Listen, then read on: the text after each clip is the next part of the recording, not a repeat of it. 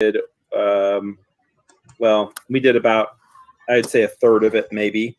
So whenever reading through here, there was a number of things that were that really stood out as really cool, like role-playing elements and some fun stuff here that was built into the AP. Just because of the setup of what's been going on in your own personal stories, though, and the world which is around us in Numeria, some of it will be scrapped or modified as far as the book's content, or some of it also expanded just because of backstory stuff. So it is rated highly. I think it's like 4.5 for higher stars out of the ratings that people gave it on the adventure path. So a lot of times what happens with Pathfinder adventure paths is that people play through like the first 2 or maybe 3 chapters, and then after that groups implode and they work problems, and now you have a baby and all this other shit happens and groups just fall apart. So no surprise, a lot of groups don't make it through the entirety of adventure paths. As a matter of fact, I'd probably say less than 5% would actually complete an entire adventure path. So we are 5 out of 6 as far as our books go. And so far, I want to mention some of the achievements here. Well, rest assured, Dougie, that I continue to have no life. So. Okay, good. And no drama, I hope, because you can have no life and still some drama. So my only drama is I can't find a fucking house to buy. That is actually a significant thing. Libby, to be fair, I have more drama than I can handle, so I've got both you and I covered. I was gonna say, I think Alyssa's covering everyone in this area here with the drama that's being stirred up right now. Ooh. Yeah, it's super fun. Just no character has died yet. None of the PC characters. What the fuck, phone? Oh. We're live, by the way. Well, you're gonna have to add. I hope we don't get demonetized for cursing. Oh, my channel is so not monetized. I have 4 followers, subscribers. I'm having issues uploading our Anthem Ranch farm. What? The fuck does that even? It's a goddamn Anthem Ranch farm. Let's put on Twitter that we're playing. Maybe we'll get some more followers. Because this is definitely the episode that we want to bring everybody in on. No, this is that. I was gonna say this is the one just of silence and talking about random. Yeah. Okay. That guy needs to go to sleep. That guy does. Okay. Oh my god. Oh, I'm going to Atlanta this weekend for my birthday. Yay! Yeah. Goodness. Oh, Libby. Libby knows what's going to happen. I'm going with Josh also. Josh and I are both going to Atlanta. Sorry, I didn't mean to have that. Oh. No, that was what was real coming out, and I want you to be real with me. So, yeah. Oh, Libby. Okay, so I love you so much. Yeah, we get each other. Okay, so anyways, I am going to look forward to seeing the Jimmy Carter Presidential Library and the Botanical Gardens. Nice. There at Atlanta. I think that'll be really cool. More things should be opened up. From what I understand, with the. Who knows? Who knows? I hope so, though. Until the next wave hits us, and then we have to lock down everything again, and then at that point, I am fucking going to Central America because But they don't have any vaccine, so it's even worse there. It doesn't matter. The debt collectors won't be able to extradite me from certain countries. So Costa Rica, I think. They will. I think they do extradition. Actually, I'm gonna have to go like Nicaragua. Well, I'm gonna have to go somewhere that's really not. I know somebody in Costa Rica, and she has not been extradited for things. For things. Well, I don't want to discuss it on a live stream. I want you to know that if I am going to be, if I'm going to make myself someone that they're going to chase after, I'm going to make sure I steal and I take and I swindle enough money to get me by the rest of my life. I'm going to do it right. So, anyways, Oh my god. No one's died in the campaign yet. No. No one. Every one of your souls are safe. What? Hey, I don't like how you worded that. Yeah. We are going to have a number of things that need to get done, obviously, before we go into book 5. And I think it's good. Maybe we'll just kind of like, just go over things really smoothly and just, maybe a sentence here, a sentence there, just summarize some things that are going on. And then I will kind of lead us into book 5, at least the pre-book 5 planning that really would be the start of book 5. And that is, what the hell are we going to do? Pretty much. No, Libby and I already discussed it. We're going to go to Starfall and we're going to fuck this shit up. Okay, yes. That's actually, okay. Well, let's it's do good at the here. final, but how do we get to there? Here, number 1, go to Starfall. I like this. We're brainstorming now. Should I put it as number 2, fuck things up, or should there be something in between? No, it was all kind of wrapped into one, Doug. So so it's just a bit. It's a comma. It's a big thing. It's a comma. Okay, fuck things up. Oh, sorry. F things up. Don't take away Libby's money that she's making. Dude, we're so far ruined on that. Come on now. No, another. I need 1,000 subscribers, Doug, to get monetized. Not going to happen ever. 1,000? Yeah.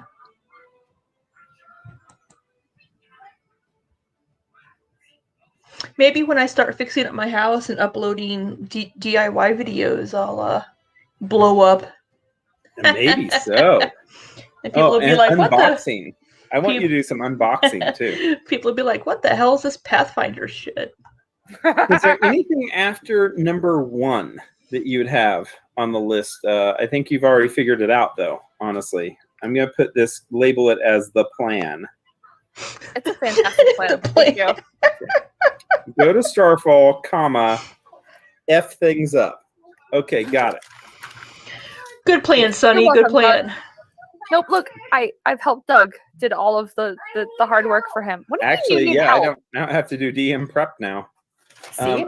So before we get to the plan, which is going to be probably where I'm going to try to focus my energies tonight. What are you guys doing? TM.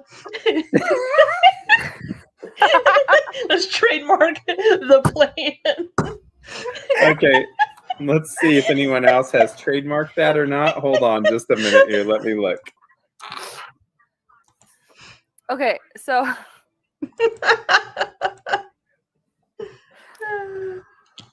we can search registered. Search registered trademark. Can I use a phrase as a trademark? Yes, you can. You can trademark. Yeah, you don't have to worry about that. Yeah, I think we better start doing this though, because I think someone else might have the idea maybe to trademark the plan. Okay. Okay, so there was something about Sokia. Soika? Okay, let's do that. There's Sokia. look, Doug's having a really good day, Libby, okay? He's clearly all here. Oh my god, I'm just making up that's when you know that I'm like completely distracted. I'm just starting making up random words. It's like some Sesame Street character. Okay, Soika, 11 killer. Ah, yes, her name changed. Mm-hmm. Mm-hmm. So who'd she kill? their tribal leader. Ghost wolves? Yeah. Because the tribal wolves tried to send my very favorite barbarian. Remember Valdrin in a tower? That's how he got there. Yeah. The ghost wolves were like, you should go get him as an ally. And trying to be all sneaky and shit. And Valdrin's like, yeah, I don't really trust you. If this is a trap, you're going to kill him. And Soika was like, okay, cool. And hey, it was a trap, so Soika killed him. So who's leading the ghost wolves now? Soika? She is. Soika.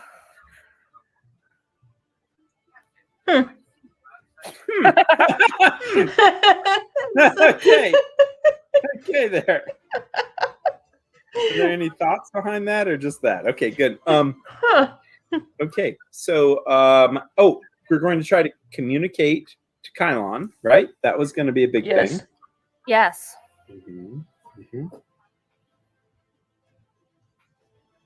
Okay.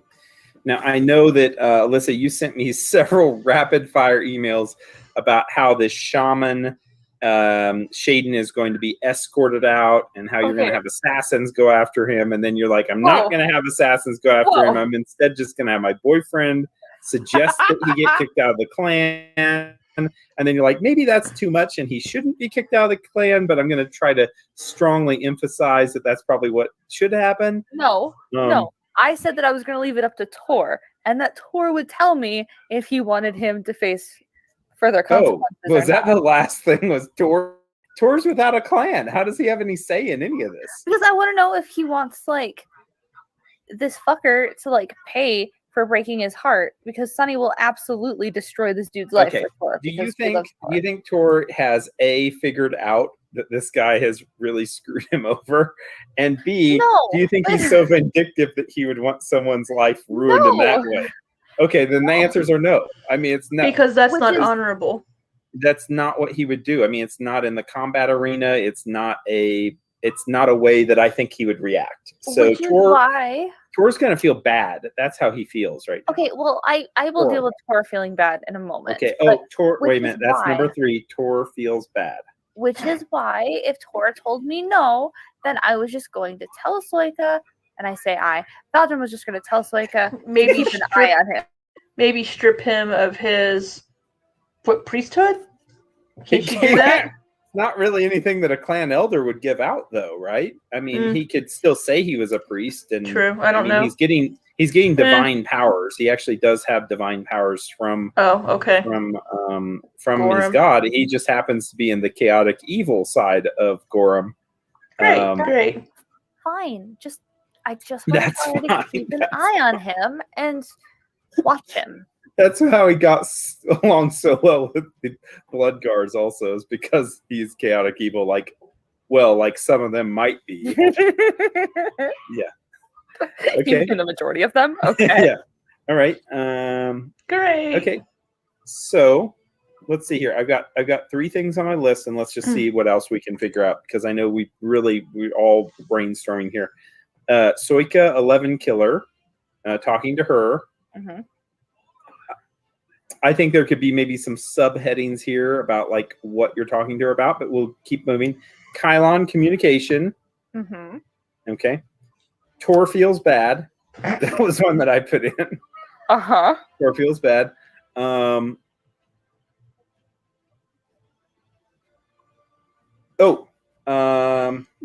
was going to go to Marshfield. Yeah, but I mean like a bigger picture. Like you're not just going to Marshfield like for... I mean, was there anything specific other than what you're doing right now in Marshfield? Is what I'm trying to say. I don't think so. Big picture. But I know what you were going to be doing. You were going to, and you mentioned this previously, and I think this is, I mean, obviously there's maybe some time to get to this. You had a really, really good time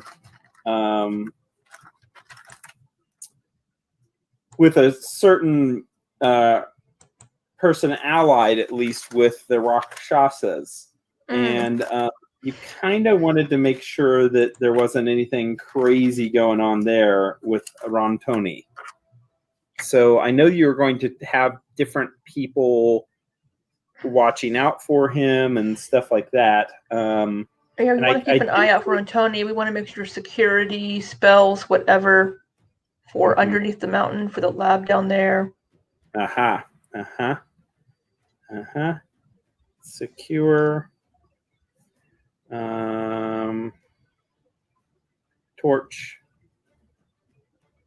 Marshfield. Yeah, because I was supposed to talk to the council about Rontoni and my suspicions, and that they need to, I don't know, put up pictures of him. Or at least show the guards or pick people. Oh my god, I love it! You can commission artists. Maybe some of the bards that are there could actually be like, they do the caricatures, where the head's stretched out real big and the huge eyes and the hair. And they can make copies of those. They'll put them around town. That's wonderful. Like wanted posters. Are you going to tell them that he's could be a shapeshifter that could take any kind of form possible? Yeah, I'm going to warn the council that he might be a shapeshifter or might be able to disguise himself. Did you just call him a shapeshifter? No, shapeshifter. I don't think I said shitter. Shapeshifter. We need to rewind the tape on that one. Okay. So securing Torch and Marshfield versus like against your potential enemies. Okay, got it. Okay. Because I don't think he's going to take my slight very lightly of aligning with Cheliax and making him give back the stuff. And it's not good. It's not good. Yeah. I don't think he's going to just be like, well, oh well. You know, it might be that if you're dead, then maybe somebody else could make deals with him. Maybe you're just the wrong torchbearer to talk to. Could be. Okay, is there anything else on our to-do list before we get into book 5? Like things around Torch and stuff that is just ultimately important. Obviously, I'm not, we're still going to be pulling out very precious resources from Torch. We're going to be assembling troops. We're going to be doing training, all that sort of thing. But I really kind of want to focus a little bit more on the personal element of what your group is trying to focus on here before going to the next chapter and going to war. How about with Sunny? Is there anything Sunny related that is important? You've heard that, of course, Hawk is going to be involved in the battle, and so is the village of Eidenvay. That they've actually they're going to be taking your sides. Mm-hmm. Your side, I should say, not sides, but side. Who are they going to be sending? Just like some of their guards or what? Hunters. Hunters. Yeah, which a lot of them are, you're looking at like ranged combatants, lightly armored, really good at moving around undetected. So, yeah, so that's who they would be sending. And also just aiding in ways that they've done already with supporting, of course, with the healing of Marshfield's mental state, which is quite disheveled right now, and then also in their wonderful produce section and harvest that they have that is much more than they can normally handle. Rather than selling it to the south and doing trade with the south, they're instead going to be basically using all of it towards the barbarians' supply line to make sure that the warriors are fed. Good. Okay, good. Let's knock this out. Let's do it. Soika. We'll pass on that. Tor feels bad. There we go. Tor feels bad. I think we got to do that one first. Tor feels bad. Last time, whenever we left off, Tor and Delstria were in a fighting ring together, which the result of that being that that Delstria actually stood toe to toe with Tor for a extended period of time before the eventual knockout, and they basically were holding each other, exchanging healing spells on each other, crying. Weird, like some sort of love song should be playing in the background while they were doing it, casting the healing magics on each other. Just really weird. Whitney Houston in the background. Yeah, Whitney. Yeah, be something like from Whitney. Yeah, that'd be perfect. Or Celine Dion or something. Yeah. And while this is happening, while somebody is belting away, this song, on the other side of things, the chiefess of the Black Horse tribe is showing that she is not to be messed with, as she already has the Bloodguard's support, even before she had a position. And now she has kicked out Shaden from Torch, expelling him from the entire area and telling him that he was not going to be teaching any more of the Bloodgars any of his kind of twisted views on Gorham and what Gorham really wants from his warriors and his worshippers. This has been for a nothing planned session or a completely open-ended, we don't know where things are going. It turned into quite an event. And after that, Tor, of course, he's more than anything, he does feel dumb. He feels like he's confused at first, but then just like to be listening to this priest manipulating what he believed was Gorham's wishes. You can tell that now Tor is kind of questioning his faith in general, like in Gorham. He definitely doesn't feel like he's going to have to go for some kind of final sacrifice. He sees the wisdom in protecting his friends and allies so that there can be another battle afterwards. He doesn't feel like it's a weakness in what he's been doing this entire time. At the same time, there are bits of that false, well, I wouldn't say false teacher, but that Gorhamite with twisted lessons, Shaden, that Tor probably has taken to heart, such as him always being kind of the backup person in the back, like kind of supporting you guys rather than actually doing what Gorham would want for worship, which would be for him to be involved right in the battle. Sometimes Tor's combats involve him failing a will save and and not really participating in battle. Other times he swings 2 or 3 times and then everything's dead already. So well, whenever you have Kylon bashing the shit out of things and Delstria shooting like 5 arrows around and Bear just you can tell also that whenever talking with Tor later on, that's part of the reason why he didn't communicate with Kylon, because Shaden was narrowing in on Kylon being the one that has taken and stolen Tor's glory and stolen his ability to worship Gorham in its most pure form by telling him not to battle or to stay back and not swing his hammer. And you can tell that there's definitely like some of that came to the forefront in all of this. So Tor feels bad, but he's going to go with you. He's going to still, of course, become and stay an ally of yours till the very end. No matter when that end is, if it's the next battle or if it's dozens of years away. And this force that was there kind of shaping his destiny that ended up being a poison spewing into his ears of falsehoods and half-truths is now removed with Shaden gone.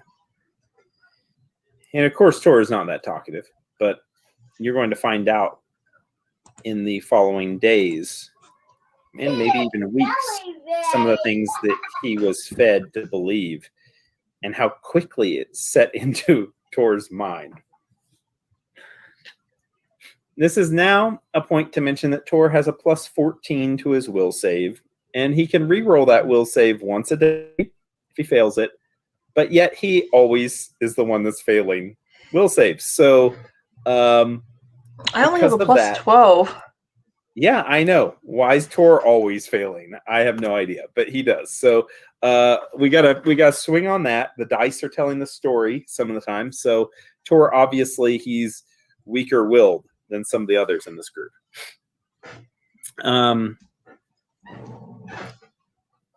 It's at that point that Tor does try to attempt to communicate with Kylon, but there are no return messages. Is it possible to tell if your message reached the target, or do you just not know? You don't know. You don't know. I looked into that spell actually just coincidentally as I was searching through, you know how I always do research like 4 hours a night on Pathfinder. And coincidentally, after looking at message boards and stuff like that, I had to, you know, and whether spell effects are effective or not effective, blah, blah, blah. That's one of those things where you don't have like an immediate will save or anything like that. It would just get lost in the clutter of space. So multiple attempts. So Kylon knows he's supposed to meet us in back the 30-day in Torch. Mark. And it's 27 days. Yeah, we might have a problem, Delstria. What's up? Oh no. So we're on day 94. We left on day 67. Yeah. Okay. So a few more days. Assuming that Kylon has gone to a different plane, time might flow differently there. Because time was definitely different for me when I was in Adiri's magical realm of awesomeness. So Kylon may not know how long he's actually been gone. Doug, it's not funny. I hate you. I love it. That's a good point. I know, I make them often. Points are good points. Wow, from both of you? Really? I love it. Okay. I didn't say anything. No, but you did your Libby. Yeah, I know. That giggly judgment. I know. I love it. Yeah. Okay. Well, there's that. Tor continues to sending spells 4, 5, 6 a day without responses. Well, he still has a few days. Let's not get worried until the 30 days are up.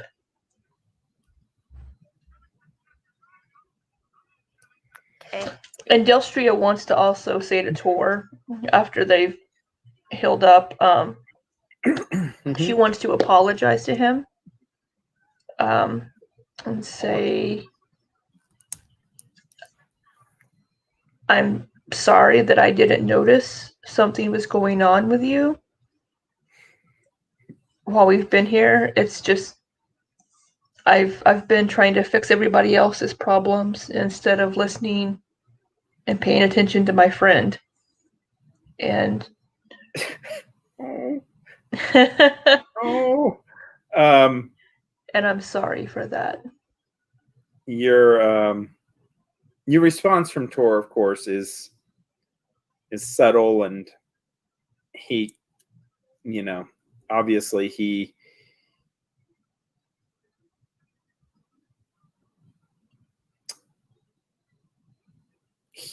it's too much, almost like it's too much to take in, especially since all the emotional things that got kind of vomited out there in the fighting ring, a Goramite fighting ring, and just like the emotions that are involved there anyways, with his allies joining in and to save him pretty much, and then him finding out he was a complete fool, and then to hear that from you, it's like it's way too much. And all you get is kind of a stifled like nod, and then he he turns away abruptly, going back towards the forge, which he's going to spend so much time at now, which was his goal before he got here. And there was this asshole cleric there to forge space. So yeah, It's definitely heartfelt. You have a feeling that he's kind of found his path. He's found again like what is important to him, and you don't think he's going to easily let that go again.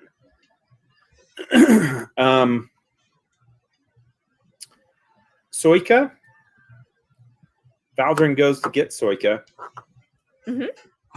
Not really goes to get her. By the way, where are my hit points now? Are we healed up all the way? Do I need to just... Days are passing. Days are passing. Let me get my hit points back to... Yeah, you don't have to worry. Between healing spells and resting, we should be fine. Yeah.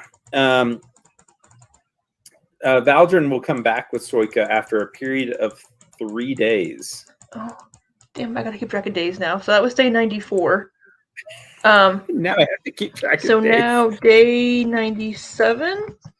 We'll say we're on day 97 now. Yes. That's actually really good. That's very good. And that's day 30.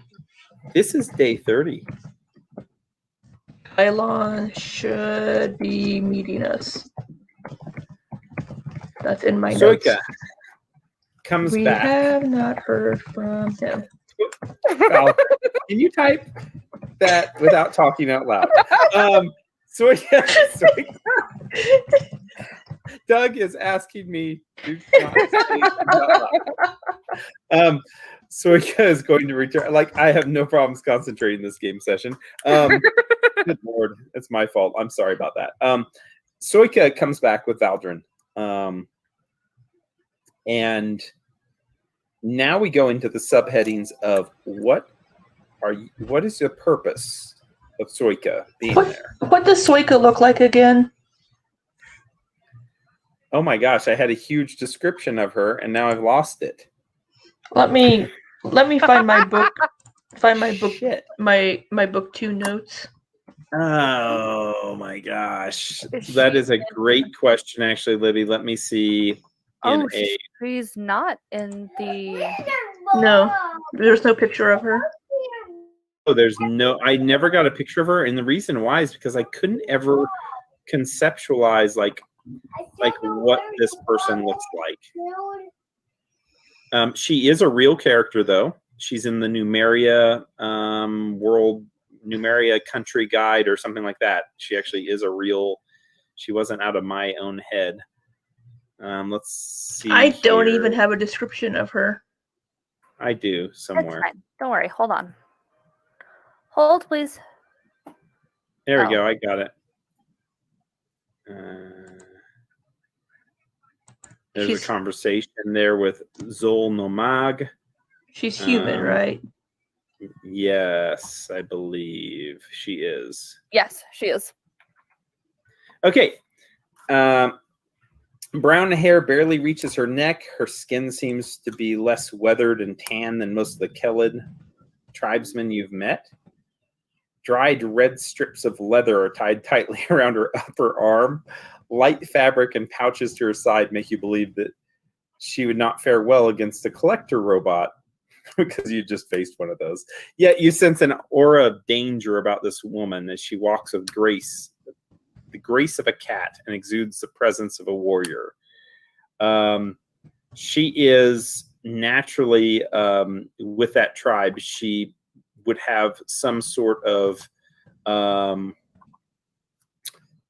her arms and then also on her face, she would have kind of the powdery chalk that they use to mark themselves. And these are all sorts of different, you're not sure if it almost looks like they're glyphs of some sort because of the way that they're drawn in. Some of the warriors just have very, very rudimentary shapes or patterns, but hers seem to be like it's a lot more attention as they're actually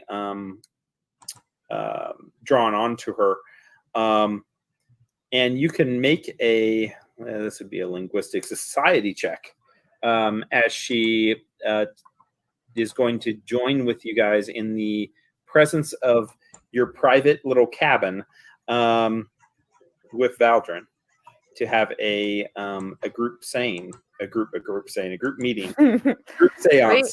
Society. 1, 2, 3, go. Nat 20, bitches. Oh my god. My nat 20 is still not 30. No, that's wonderful. Austria's. Both of you are going to notice that Soika, maybe not all the time, but today at least, it seems that she actually has drawn onto her. She has the names of the 11 tribe leaders which she has killed. Oh my. Fun. And they're done in a script, which isn't just like writing names all over yourself, but it's almost like there's flourishes. Like one name is like kind of makes like the first several letters are made into what looks like it might be a forest scene. Another one looks like it's a moon. It looks like she's taken a lot of artistic liberty as far as drawing on the names of each one of these. And also what she has done is she has put something on top of for chalk that seems to maybe Something be some on kind of a top of sap or what? something that is made it more long lasting. So it's not something where you just Chalk. brush upon something and it would get smeared and it would go off. And this is mainly in her arms, and then also you notice like through portions of her legs also she has these names. Interesting. With a nat 20, you're going to notice something else. Zol Nomag, her chieftain who she was most recently killed, is on her forearm. And it seems like these trace around her body in the order that she's actually killed them. So there's actually a specific order, starting with the ground or her feet, her lower legs being the names. Well, I'd say they're familiar names to both of you, but they are tribal leaders of the Ghost Wolf tribe that she had killed first. Starting supposedly whenever she was 16 years of age. How old is she? I mean, she's killed a lot of leaders. She a very good habit of keeping pace with her killing of leaders. She, you would guess, would be in her early 30s.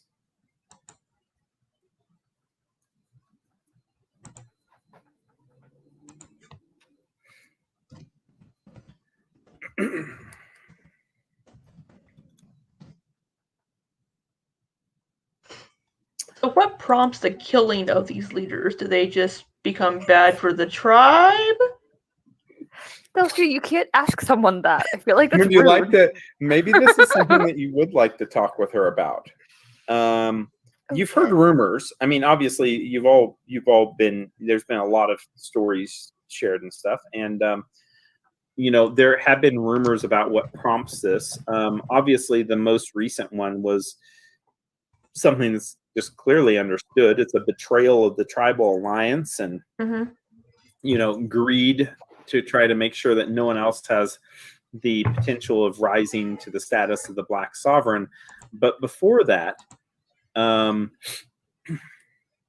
it seems like there could be a number of different things that had gone wrong in the Ghost Wolves tribe. And the Ghost Wolves are the tribe that is traditionally pitted against technology and the adoption of technology more than any other tribe. At least one of these tribal leaders actually had gone against the tribal traditions and had actually started embracing technology and even used some kind of energized like spear to attack and maintain his dominance in the tribe. Something that wouldn't be seen as something like it'd be a capital offense, but to the Ghost Wolves, it was. There are others. Abuses of power are common. Those seem to be kind of the flow of how some of the stories are, but also there's some rumors that she killed 2 of the elders because of visions that she saw about their futures taking the tribe in the wrong direction, or their leadership actually weakening the ghost wolves. Kind of like Minority Report, Sokia is what we're dealing with here. I haven't seen it. Well, when you do, you're going to see her in it. Just look for the girl that's laying in the water. She'll be there. Okay. Getting off track here. So, Sokia, we're briefly doing this. Soika. Briefly. 5:58. Briefly. So, Sokia appears. She... You keep calling her Sokia. I know. I don't know why I do that. I don't know. It's in your head now. Soika appears. And here's the question. What do you guys want to... What do you want to bring up with her? What do you want to discuss? Why is she here? She's here for so many reasons, Doug. There was an email I got, I think, regarding some of these messages. Yeah. Let's do another brainstorming list outside of the one that we already did. I love our brainstorming list. It's great. Okay, here we go. A. We're going to do ones and then A's because I like it that way whenever we do it that way. A. She is here for... We needed help in healing Talon. Yes. Talon. I really appreciate that. That was our top priority. Thank you, Libby. We were going to look for insight into how to go to Nigeri's realm to see if we could oh God. What was it? Look for Asher? Is that what we're doing? Yeah, we were. Okay. Going to see Nadiri. Okay. And if we can't get into Nadiri's realm, Sunny would really like to use not a hero point to do something super cool, Doug. Let me spend my platinum star to do this because it's just flavor. Is it just flavor, though? It is just flavor, Doug. What do you want to do? Sunny might have a new kind of sort of ability that she should probably tell everybody about because she hasn't told anybody. Oh. And but I can Hey, Libby, after last session, you and your little bartering, I don't know if we can anybody. But I can only do it once per level. Yeah. And if I can only do it once per level, this is not the time for me to do it.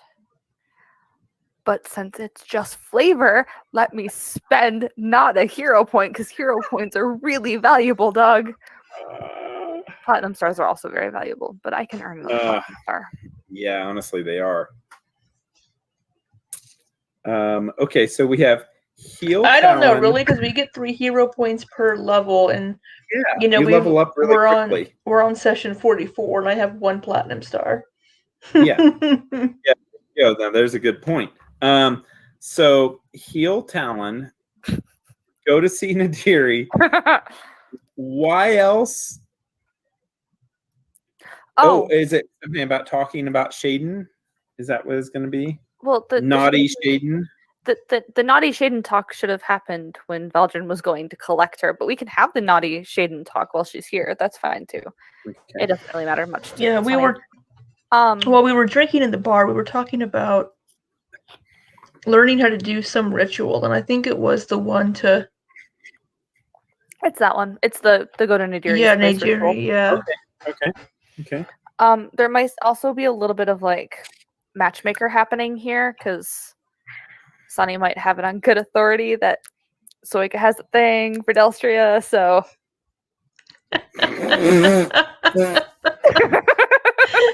Matchmaker. Oh my god. Oh my god. Delstria doesn't believe that. Sunny doesn't know that you don't believe that, so Sunny's gonna try, okay? So we have okay. Oh my god. Matchmaker, matchmaker, make me. Okay. So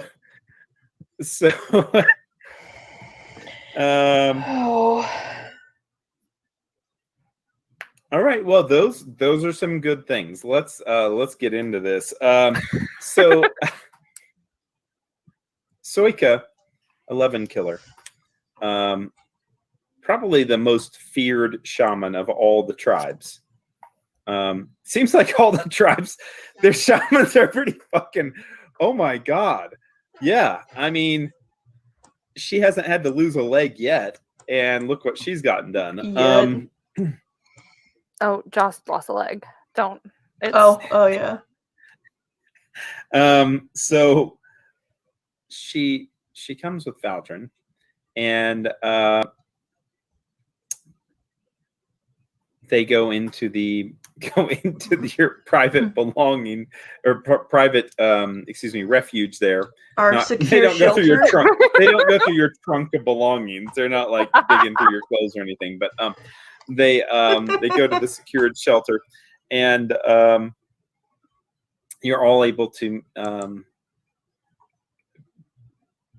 be present. And I would guess you all would be really the torchbearers and Valdrin and Soika. So I picture that might work.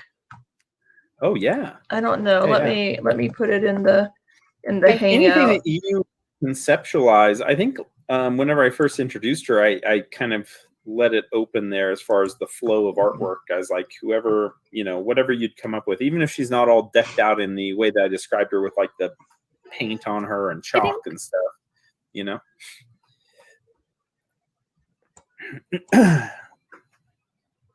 She's really pretty. She's really pretty. Okay.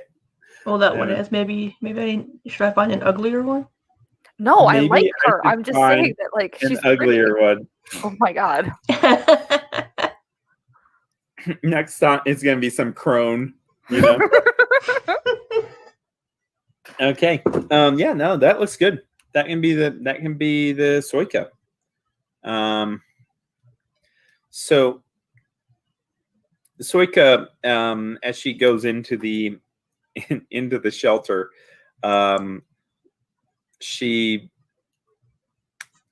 looks it over just kind of briefly, looking at each placement of each one of the beds that you have around the room, and kind of smiles to herself as she turns, and Valdrin and I have spoken at great length. It seems like there was a matter with Shaden here. He was quite disruptive. Who all is in here? Is it just? I asked you guys. I'm just going with torchbearers and her. I think it's us. So you, me, and Tor. And Bear. Valdrin. I don't think Bear. Bear can't fit. That's right. Bear can't fit anymore. Oh, Bear feels so bad he's not allowed inside. Sometimes with his head inside the doorway. Poor Bear can't fit into most of these places anymore. But I think with everybody else in here, I don't think there's enough room. No, he can't. He can't. Is Tor's in the forge, right? Tor will be in there with you guys. Okay. Tor, Valdrin, you guys, her. Unless you don't want Tor. If you'd rather have Tor in the forge, we can have Tor in the forge. We can kick him out. We're not Tor, kicking him when out. the adults are done talking, we'll let you in. No, I just didn't know if Tor would rather be in the forge or if he wanted to, or if he was he's in here with there. us. Okay. He's in there. Quickly. She says that. She says, I hear that there was a problem with Shaden. There was. But we've removed him from the area. He should be headed back to the tribe. She nods. She says, out of character question. Did you just raise your hand? Are you raising your hand? I did. Where the hell are you right now? Where are any of us at this point, Doug? Okay, Libby there in the front row. Yeah. Mr. Page, I have a question. Oh my God! Don't call me Mr. Wow. Page. Oh, Mr. Doug. yeah. What's going on? Is Soika also a Gormite? Are all the Ghost Wolves followers of Goran? That's a real good question. Not all of them are. And Soika is not. Okay. But she also is not, from any display of anything, a worshiper either of your great friend Nadiri. As a matter of fact, she's a shaman, right? She is called a shaman, but I will give you away what she is. She's a witch. Oh. Now Libby's definitely going to date. Right. We're both like, ooh. Ooh.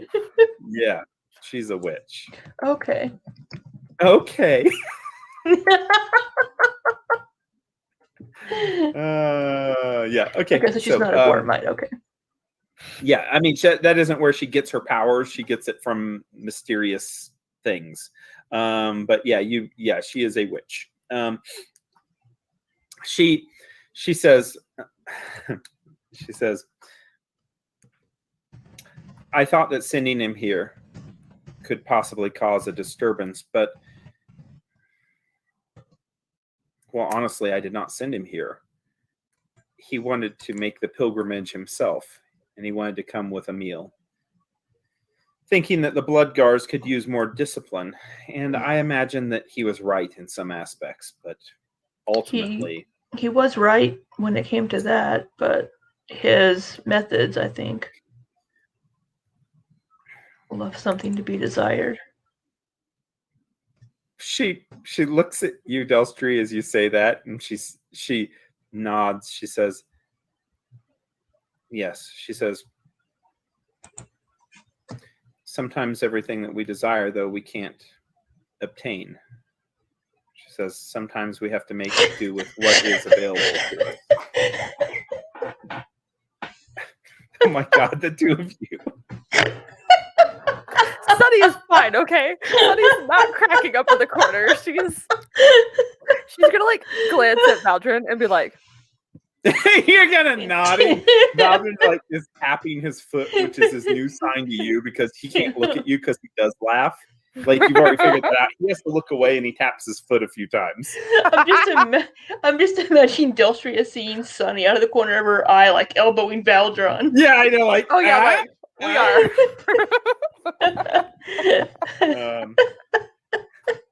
Oh my God, the two of you. This session is like the opposite of last session. Soika she looks over towards Tor and she says,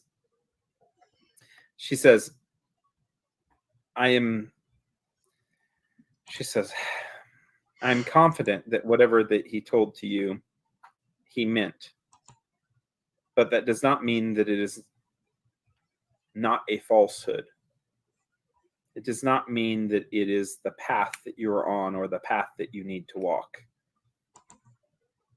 I think more important than anything, we should all be united. We should be closer together now than ever before. We should not be worrying about ideologies. We should not be trying to make factions within this united army that we're trying to gather together. And I am sorry if he made any of you go through pain. She glances over at you, Delstria, and she says, I did hear, though, that perhaps there was growth. Perhaps it took you out of your familiar element. She glances at your bow. She says, word has traveled about how good you are. And she's still looking at the weapon, but you feel like there's more going on now.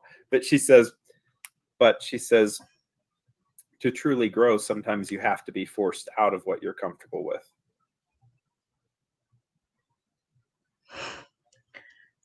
I honestly felt like Valdrin's tapping his foot more. I felt like a fly just buzzing around.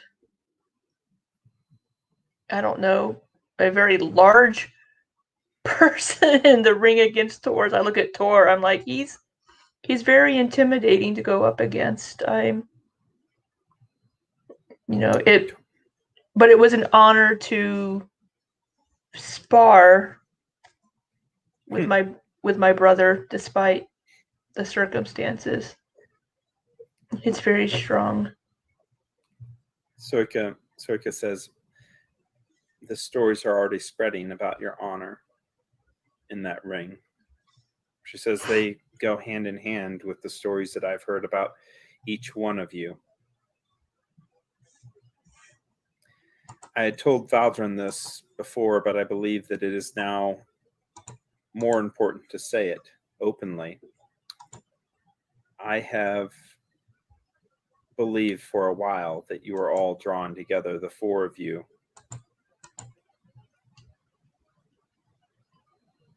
in an effort that wasn't purely coincidental.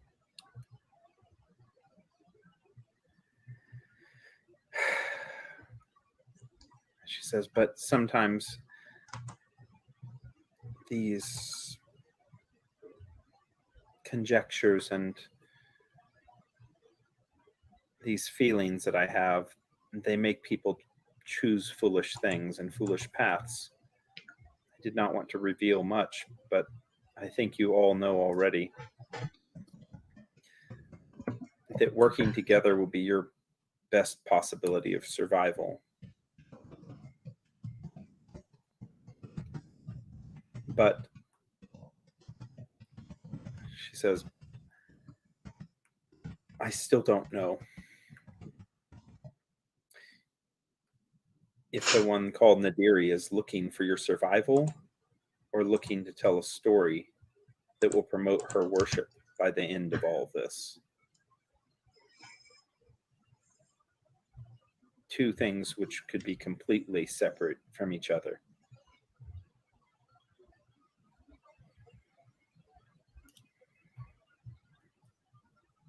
She says, and even as a lesser goddess, we are but yet ants compared to her. But she says, at the same time, she says, we are not insignificant, and we should not let our lives change from the path that they are on, the path that we choose, the wisdom that we have sought, just because of a meddling of someone else, no matter how big they might appear.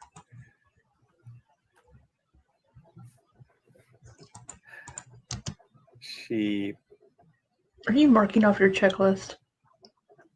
What? I can hear your ink pen, like you're scratching off your checklist. Oh, I am. I'm very, not only am I scratching, I'm like scraping back and forth just to make sure that you know there's things being marked off a list. Okay. Soika, as she's looking amongst you in the room, she says, I know that I was not called here for my infinite wisdom. She smiles. Kind of were. She says, all I see are glimpses.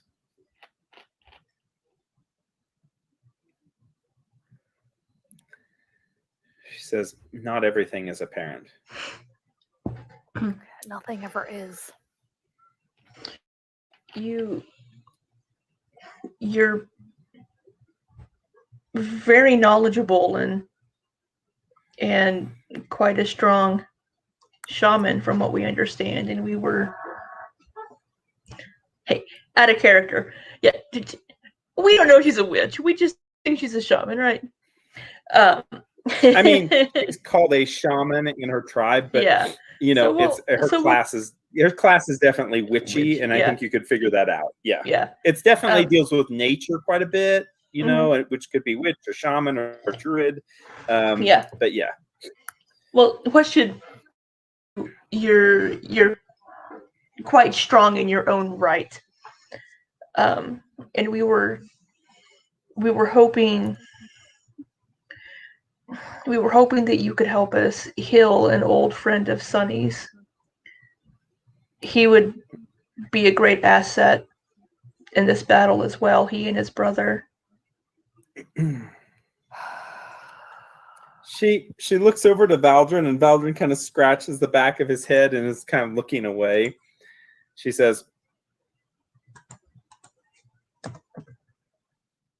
I'm doing a number of things that I normally wouldn't do. And to heal someone, to use the magics of my tribe. She says, normally I would not, but I will because of the effort that is needed very soon by all in this country.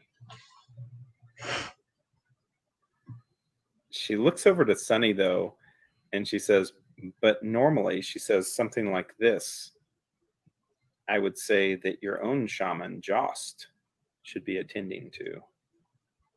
Or perhaps a follower of the hunter himself, Old Deadeye. Okay, well, first, I don't think Old Deadeye likes me very much, so I'm not really sure, like, how much healing he's going to be willing to help me with. And secondly, Joss is kind of missing a leg right now. I'm not sure that he can, like, travel. She smiles, and Valdrin's like, that little shit can travel wherever he wants to go. Probably he goes into the pits of hell and back, I guess. Okay, I don't think he goes to the pits of hell. Although, you know what? Maybe he could, and he could go find Kylon for us, so... Sorry. Soika says one of yours is lost, then? Not lost, because we're not panicking, because Delstria told me not to panic, so we're not panicking yet. He's supposed to return by our 30th day of departing from each other, which would be today, so I'm guessing at sundown, then Sunny might start panicking. I look out the window to see where the sun is in the sky. Yeah, that's pretty soon.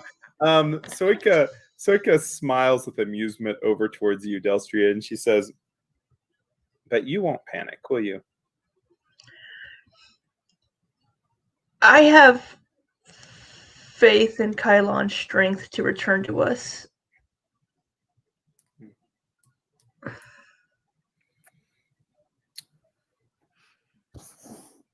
I don't think even hell itself could keep him from coming back to his tribe. She says, and in this, we have to have faith of a sort, even if we don't follow a god or goddess. Yeah, I always seem to forget about the gods and goddesses in Pathfinder. You just say that? No, that's goddesses. That's Libby, not Delstria. Yeah. I mean, this is why I never play a paladin. Kind of yeah. Right. I would smite you in the name of whoever it is that I somebody that's a good thing. Yeah, somebody that's good. Yeah. Yeah. I smite thee in the name of smited. You've been smote. Yeah. So Soika says, the Bloodguards that I've spoken to say that you can keep up with them in this copper coin, Sunny. Delstria is just going to laugh. He says, as a matter of fact, your husband was also looking for some kind of treatment. And she looks over at him and she smiles just a bit. As he looks down, he says, it's embarrassing whenever I can't keep up with you and I have to... That's weirdly sweet. But okay. Soika says, once again, though, I told him that this would not be something that I would attend to. No, you don't need to attend to that. That's That's just gonna take practice. I'm sure that we could find some concoctions to help you, Valdron, to I don't know, hold your liquor. What? No. Stop! No, practice. All he needs is practice. So you're trying to kill him. I didn't kill him yet. Valdron's like, there was, no. He says, not have any problems with this. He says, it was just a mean joking rather than anything else with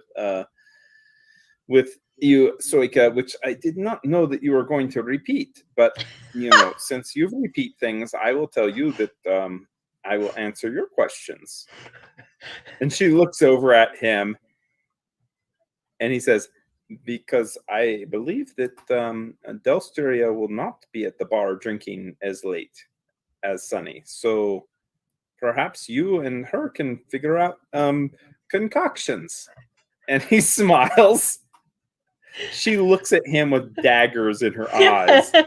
Yeah, at this point, Sunny's just gonna laugh, like, out loud, unable to control it at this point. Because we work so well together. Yeah, basically, you're teaching him to be mouthier, which is not healthy.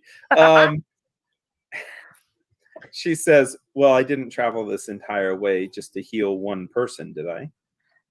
No, and especially since the one person isn't even here. We have a different dilemma, I guess. Maybe a request. What is it then?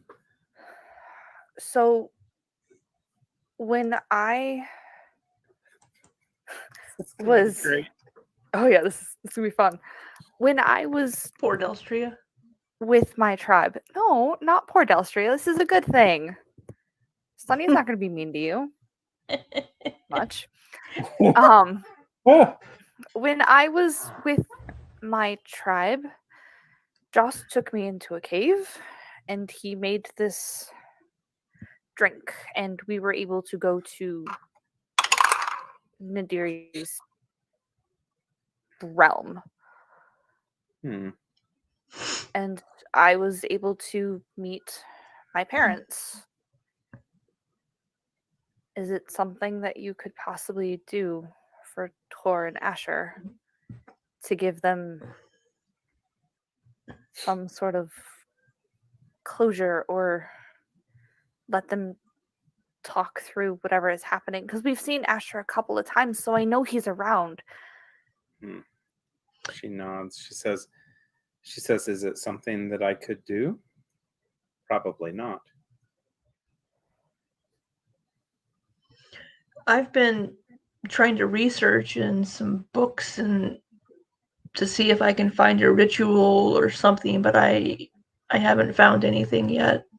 When the hell have you had time? We've had 3 days. Midnight to 3 a.m. when she's at her mom's house. Mom goes to bed early. She's up, she's reading. We've had 3 days waiting for him to come back, and like there's downtime. I mean, in the most evenings. days it's travel and then like eating, and then besides that, like 20 minutes of sage advice, and then she reads books. Yeah, That's what she does. with the 6 hours a day Sunny spends at the Copper Coin drinking, Delstria is researching and reading books. Oh my god. I actually don't have an argument for that. All right, fair enough. Delstria has 1 ale, maybe 2, and then she goes back and has coffee. And I also appreciate that. She's been trying to research. 6 hours. I feel like 6 hours is kind of the low side of things. I was gonna say, does that include eating, or is that your mealtime beverages? Soika says what he gave you was probably some sort of sleep aid of some sort, I would guess. Sure. But I don't know. I drank it and I slept. So yes. Open up the passageway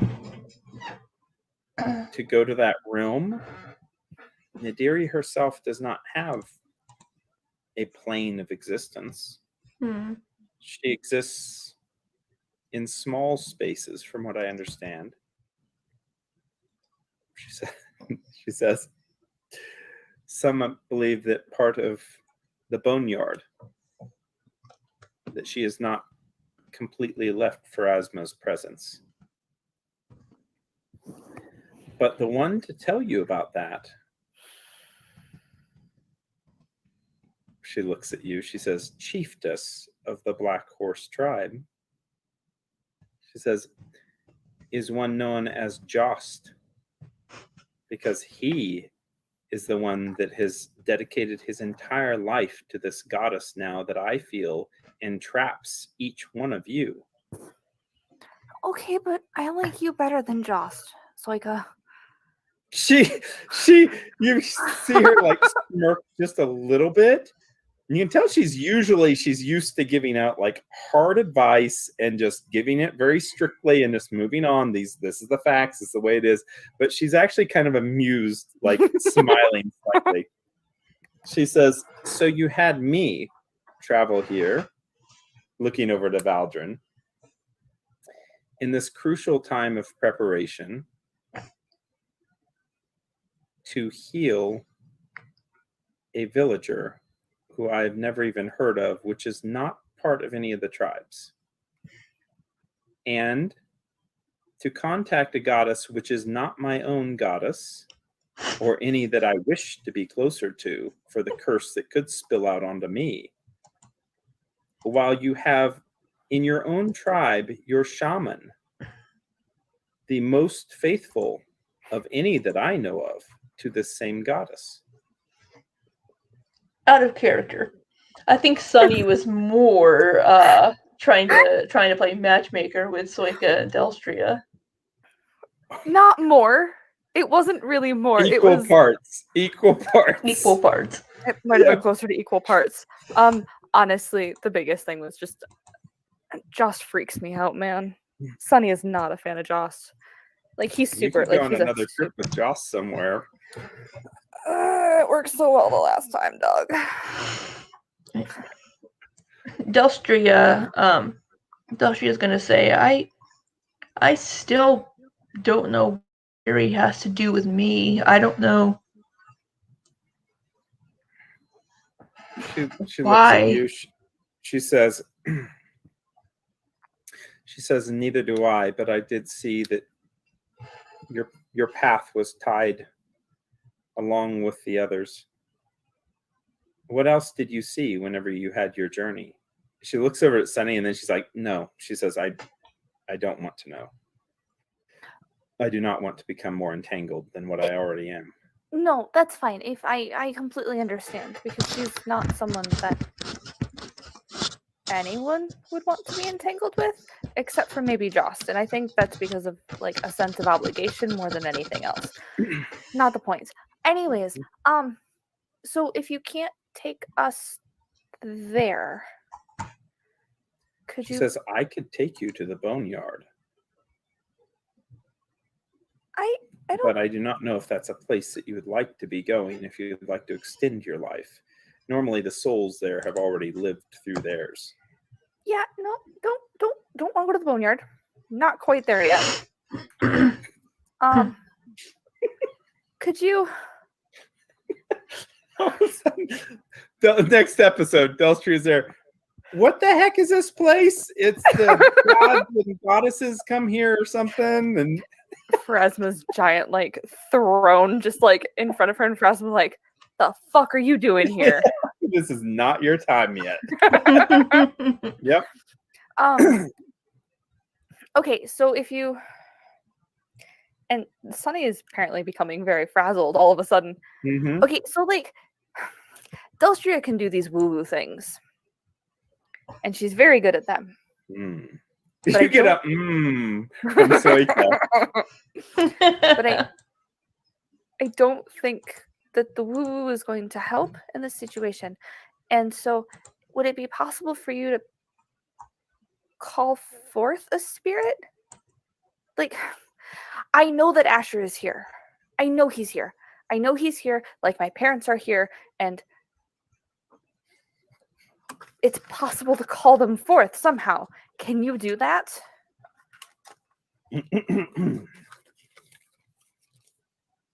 I like how Doug has a sheet. Oh God, that's terrifying. There's a in the notes on the Joss Spirit Walk session. If you look down here, these are the number of rounds that you were in the room, and then it stops right here, and there's 3 more lines. There's 3 more lines of things that would have happened. You'll have to go back to the recording on that one. You didn't get there. I was being attacked, Doug. Whatever. I'm not bitter about this at all. Whatever. Soika looks at you and she says,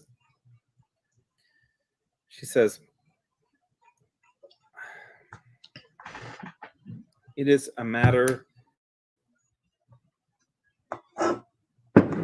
of grave importance to you. I know it is. As she looks over at Tor, she says, to each one of you, she says, I know this is important. But I am not the one. She says, and I do not think that recalling these spirits will unburden you. I don't think that they will solve your problems. I think it is best to deal with what you have now.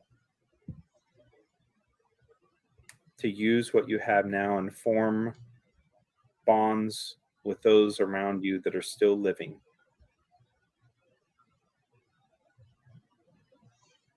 And yes, she says, if they were willing, there would be magic strong enough that we could use to bring them back. If she would release them.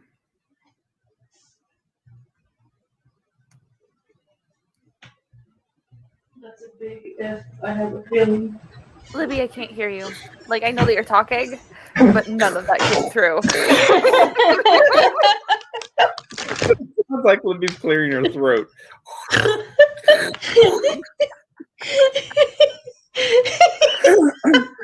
I said. Very clearly. I said, and I have a feeling that's a big if. Okay, so I didn't mean for us to bring him back from the dead. Tor looks over and he says, it's okay. It's not okay, Tor. Ugh! If only there was some example you could show to everyone.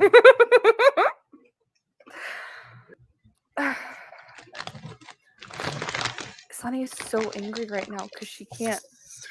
Soika is kind of confused, like why she was brought here and teleported away from her tribe as they're preparing for war. But it doesn't seem like she's angry or upset, and obviously she agreed to go on this trip. So what could that be? I have no idea. It's crazy. She wanted to see Delstria. Obviously. What? I told you. I had it on good authority. She had a thing for you. I'm kidding. Are you, though? Sonny seems pretty sure about it. Yeah. It comes from a very reliable And Sonny's never wrong. It came from a very reliable source. As you two are looking around, so as well, she says, perhaps I will go to see Emil and maybe join you in this copper coin later. Can you just a drink or two? Can you talk to Emil about his fascination with Val and that he's too young to be trying to marry her? She's not interested. It's kind of sweet. He gets his butt kicked every day by her. He's going to end up hurting her by trying to fight dirty. She nods. She says, yes, one day he will be a strong tribe member. But for now, he needs to contain himself. Perhaps he was around Shaden too much.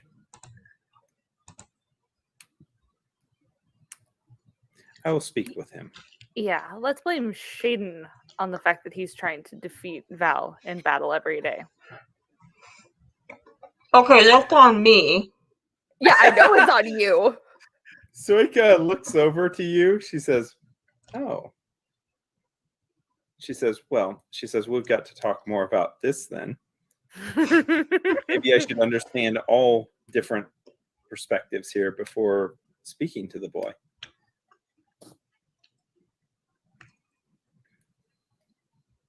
She says, also, this is E.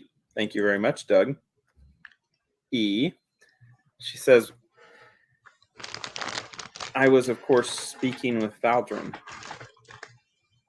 in our days away, planning between the tribes, and the communication between the elders is very important right now. I found something. Well, she says, agents inside of Starfall found something.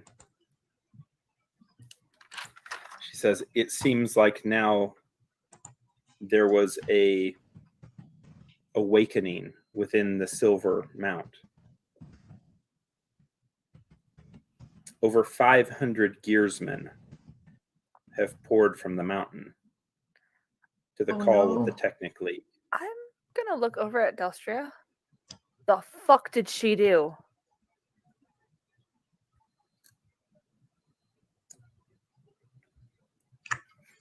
You said they technically called them? She says, I believe so. She says there's a large... I do not understand as well as Valdrin even. She says, but a large antenna or some kind of device that has been installed on the top of the Technic League compound.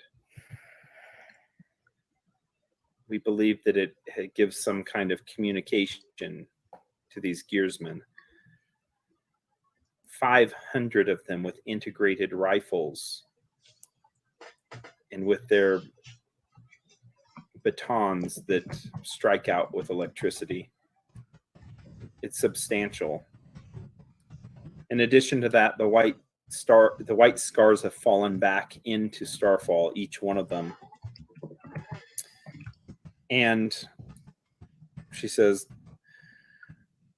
there's orcish mercenaries that have made their way from the Worldwound wilds above the tear in Earth itself. These mercenaries have lived with demons on their boundary lines for ages. They are not allowed within Starfall, but now they encamp outside, providing a first line of defense for the Technic League. Adding this to the Starfall Defense Force that's been summoned in full, everyone that can be put to task defending the city are now doing so. The only thing that we have now going into Starfall, besides the remainder of supply convoys, are the Ustalov irregulars from our western border. That's not how you spell that word. She says surely some pact has been made because Ustalov obviously has been raided multiple times by our tribes, but now it seems like with the Black Sovereign and the lack of raids, they are little more than pikemen, but they have been called to serve. Thousands of them. We estimate that the size of their forces are equal to that of our tribes, but with the gearsmen, the large supply of gearsmen that seem like they have never been operated before, that are reported to look as new and fresh as something just born. Those supplementing the Technic League's forces, it has me worried. Okay, so we get into Starfall and we destroy the antenna then. That seems pretty easy. she smiles, and then she looks over to Valdrin, and she says, "He said that you would say something like that." Valdrin kind of shrugs. He says, "They've not done it. I mean, they could get in there and do this." What does Delstria think, from everything that she's seen and read from her father, has possibly summoned these gearsmen? Good question. Make a spellcraft check, which this is going to be knowledge based. Okay. Technologist feat. Both of you can make it if you'd like. So you both and have a feat. will I get my dad's bonus? Yes, because it's specific to his memories. Look at that. So 42. 42 versus a 19. Complementing a 19, not versus. You believe. Okay, you are almost certain. Matter of fact, you know specific from your father's writings. Unity has the ability to use portions of that ship as a manufacturing facility. Yeah. You're certain of it. You're certain that large-scale repairs had been done on the robots initially during the first 500 years or so, but then she would go into this torpor, this state of sleep, the creation of her artificial realities that she would be involved in. So for hundreds and hundreds of years at a time, she would be non-active. This is a sign, you think, beyond like the Technic League exploring things and doing things.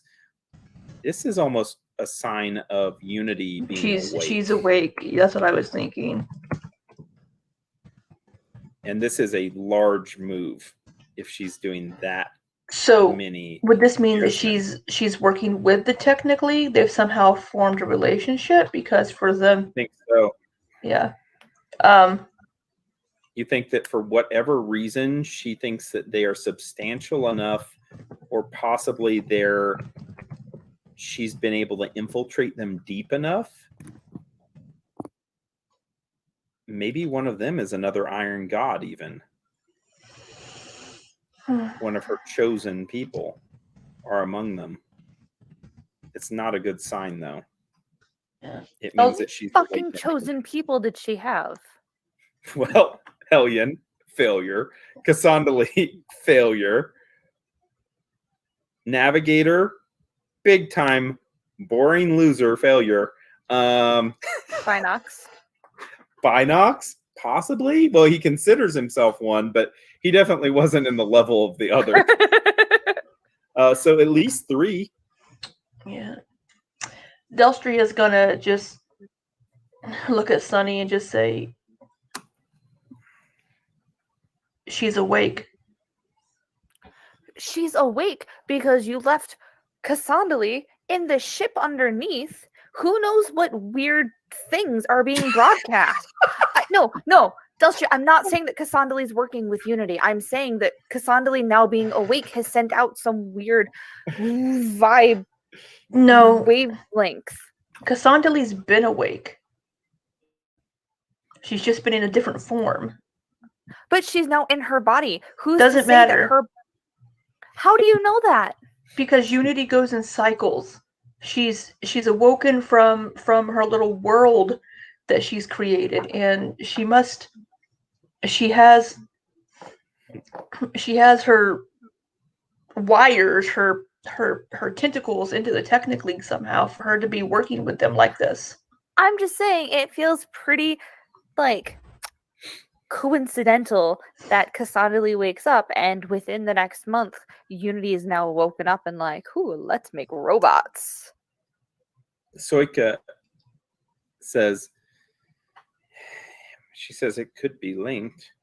She says especially if this being is not from our world, we don't know if we can trust. See, and I'm not saying that Cassandra is trying to send out anything. I didn't know that I was broadcasting things, and it still happened. We could go ask Cassandra if we could examine her for any chips that might have been implanted, or check for any transmissions. Oh, we do have a thing. You didn't sell it, did you? We didn't sell it. It's still in here. Hold on. Because it's a chip tracker. Yeah. Mm-hmm. Because I also have the chip inside of the fossilized muscle that's just hanging out in my backpack, so good place for it. I love it. Well, that's kind of like where we put snake arrows too, so it's like, fine. Exactly. Fine. I have the weirdest collection of random shit in here. It's fine. Valdrin says, so he says, maybe some of the reason why Suika is here is because we need to have a plan with the tribes.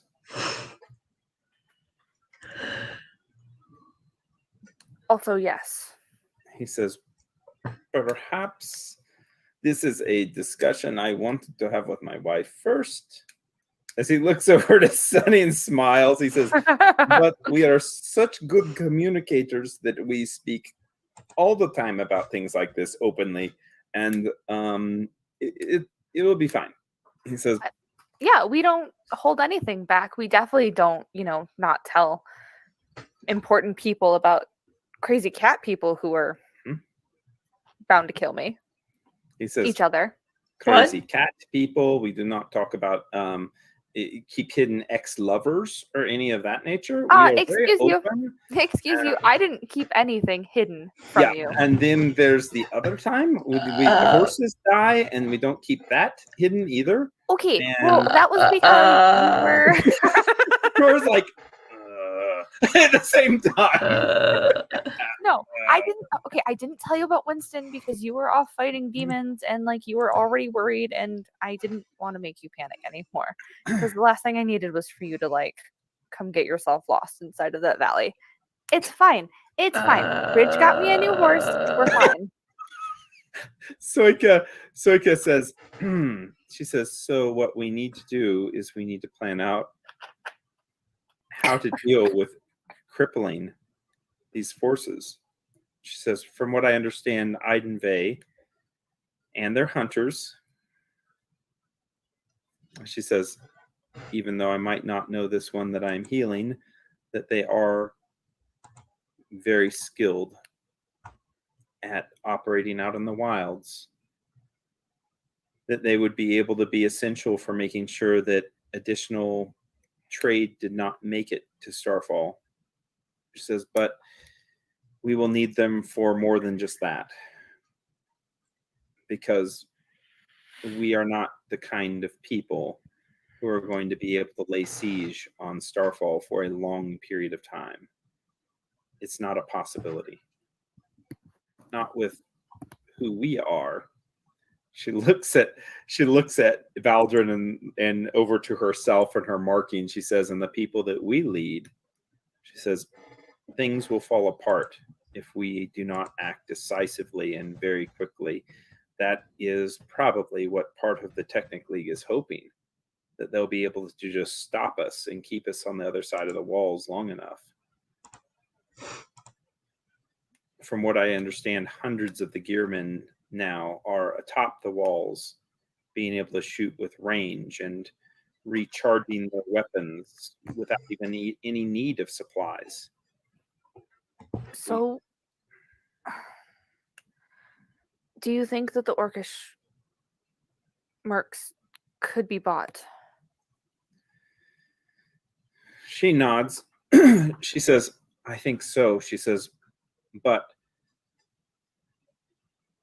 she looks over to Valdrin. She says, we hate them so badly that their presence is actually encouraging the barbarians to fight, to kill them. We want to slaughter them all. Oh. Okay. She says, the Ustalav irregulars are just men, and those could be bought also, but we do not know. We do not have diplomatic relationships with Ustalov. She says perhaps one of their commanders could be found and negotiated with, or bribed, as you say. Okay. Okay, hold on. So she no says, and mercs. as far as the Starfall Defense Force, she says many of those that are called to serve, she says already there are groups within Starfall taking advantage of the chaos. Perhaps there are leaders there that could be persuaded to break apart part of the defense force itself, or persuade those that have been called to arms to put down their weapons at the right time. They don't need to die for a cause they don't believe in. They've suffered enough living in that horrible place. Connor may know of some people that might be willing, that are kind of on the fence, that might be willing to switch sides. She says, we need people inside to know. She says, those that have reported about the Gearsmen. She looks down. She says, their heads are now upon pikes, tree gates of the city.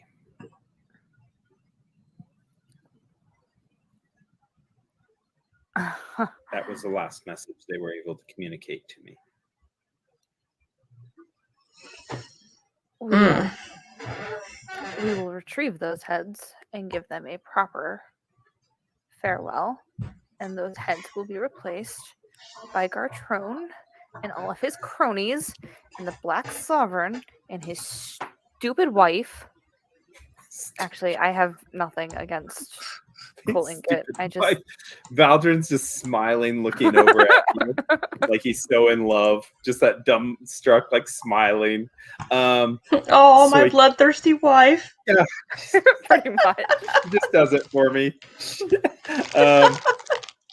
Soika says, don't let your hatred blind you, though, Sonny, in making poor decisions once we get in there. Soika says, is this something that you could do, though? Could the torchbearers go into the city ahead of our attack and lay a more favorable position for us all? Delphia's going to laugh and say,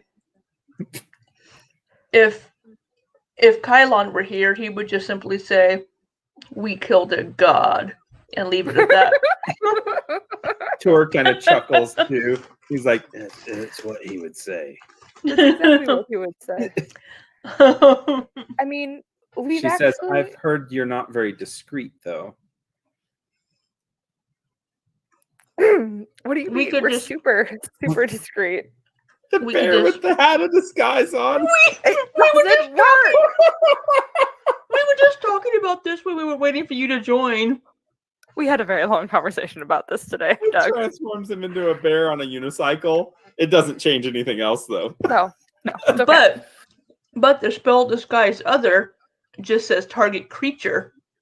Ooh, you could disguise that. So we actually were just discussing earlier how you can hide a bear. That I could get some scrolls of disguise other made and disguise self and just disguise the party. Love it. And then have the devil teleport us in. Have the devil teleport us in. Yeah, that's eruption of like sulfur, and there you are.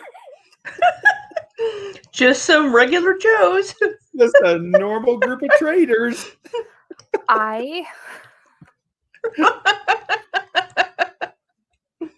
Okay, Valdrin says, I'm afraid that they'll be closing the gates soon. He says they keep very good track of the people that come into the city.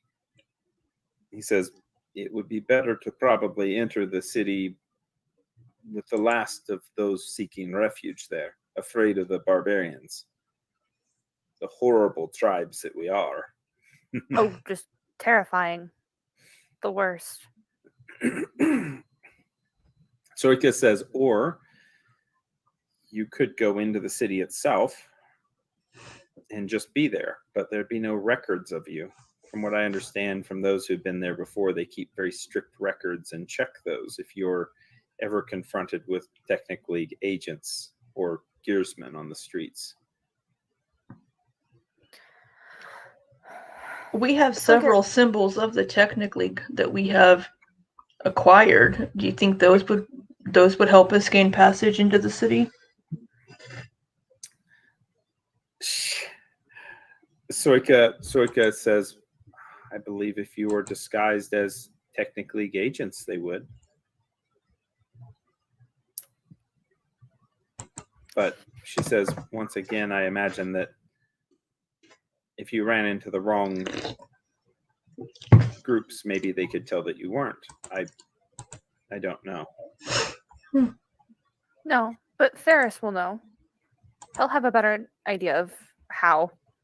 Oh, Theris, now you like Theris? Oh, no. The very first thing it says in my notes is don't trust Theris. Okay? So here's what we could do. Is we could go find the Uslav irregulars, go find a commander, and if they're still doing trade, we find the right one, we make an agreement, they join us, they get us into the city, either under disguises or not, because Bear is large, and we're kind of poof, obvious. You're a pony. Make him, yeah. Soika says you could possibly make him into a bison or something like that. She says he's probably too big to become a large pig, but something else, a herd animal maybe that wouldn't be eaten. Okay, well, we'll look at options later. But she says, I do have a way of. She says, I could find a way to polymorph him. Also. You're not polymorphing my bear. We discussed that earlier too. Yes, we did. You're not polymorphing my bear. Soika nods. She says, okay. She says, well, I can get a scroll of disguise other made, and I can. Or, hold on. So we could tell me honestly, like, she says, I've been honest with you this entire time. Which I appreciate. I know that we have relatively large reputations outside of Starfall. Is the normal person inside of Starfall really going to know who we are, though?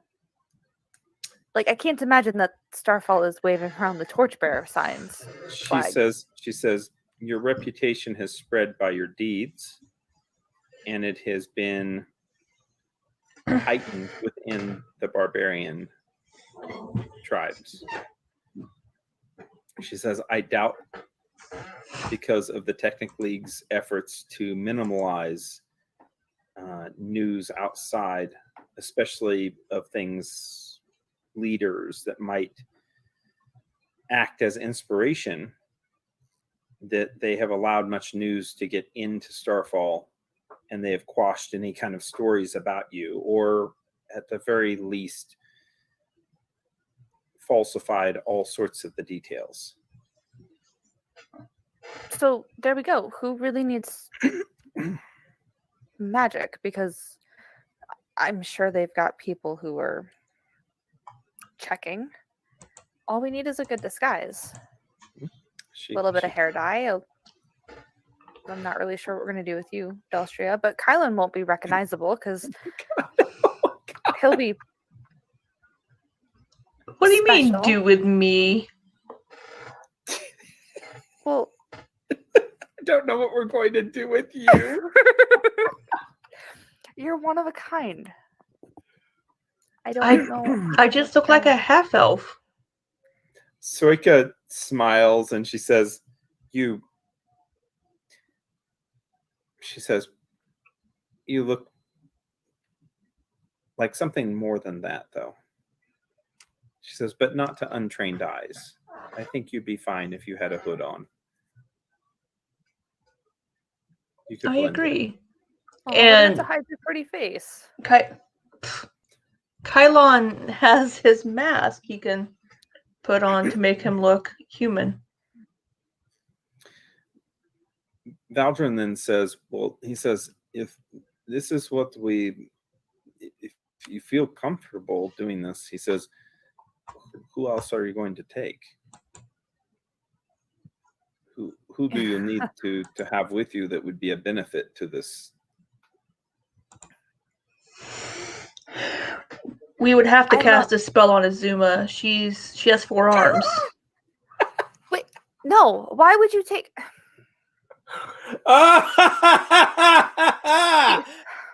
No, you take Theris and you take Connor. You take the 2 people who have been inside Starfall, who know the city. I don't think Connor wants to go back to Starfall. Connor's not going to have a choice. Sunny! What? Valdrin like reaches over to pinch you in the back of your arm now. He doesn't have much of a choice. Valdrin looks at you. He says, remember that talk that we had about the volunteers versus forced combatants and about how the slaves were forced to fight at the front at one time? I'm not saying that we're going to... Connor has more to live for now. He has Val. He can't risk going back into the city. And what happens if we lose, Delstria? They're going to kill him. They're going to kill Val. They're going to kill all of us. We'll be fine with Connor being back here. Connor can draw out maps for us if he needs to, but it might have changed since he's been there. Same with Theris. It's been years. Yeah, no. Connor's already drawing maps for me. He's already drawing maps for me. Yeah, he's been working on that since before we went to the valley. Yeah.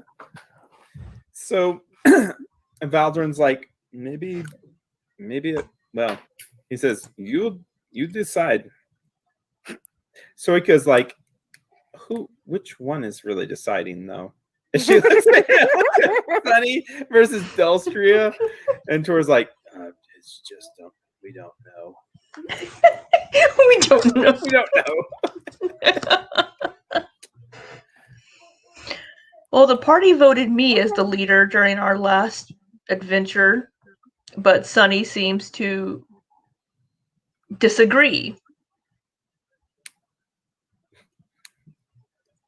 However, Soika says, from the rumors that I have heard and the stories told, I've heard that there isn't one specific leader of the Torchbearers. Delstria nods. As a matter of fact, one person said that you all have your arms or hands wrapped around the same torch, lifting it high into the air. There's actually an engraving being made, a sculpture. Didn't let Each one Delstria of you finish standing talking. around a rock, holding up a torch together. As Delstria was continuing, but we all contribute to the decisions because it affects all of us. But Connor needs to make his own decision, Sonny. You can't just go in telling him you're going back into Starfall. I love it. I love it. Fine. Then you figure out a plan to get the 4-armed creature through Starfall without being noticed. Yeah, it's called a spell. You're right, because it technically definitely doesn't have anything to dispel that magic. Oh, God, I love it. I love it. Disguise other. Now the DM is involved. 10 minutes a level. That's not very bad. It's a long time. Soika says, well, she says, I think that is enough probably for everyone to think about. So Azuma, sorry, Soika. So Azuma could go with us into the city, or she could fight with the barbarians, or she could stay here and help protect the city. That will be her decision.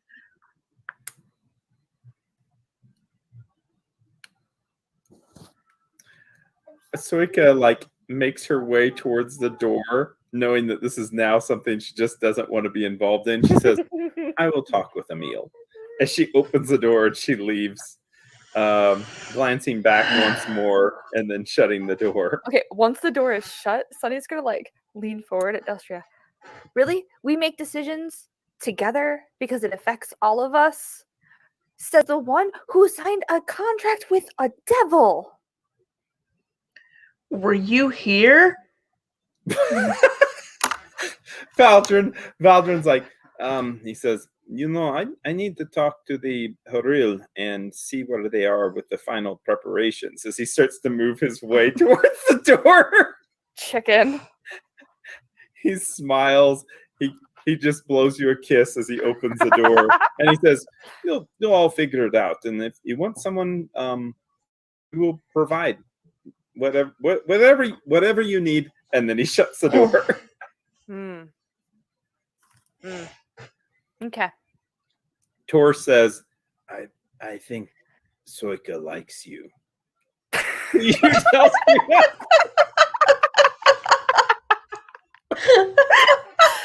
This, like, all of the anger just leaves Sunny and she just like cracks up.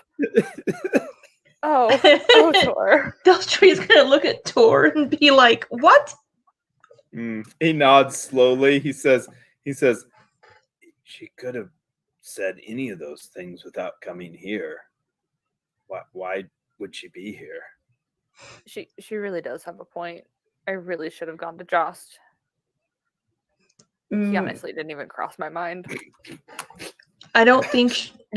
Did she know everything that Sunny was going to ask of her? Sure. Kind of. Plus, if she's going to help us heal Talon, she would need to be here. He's not even in the city. I know. It's not a favor.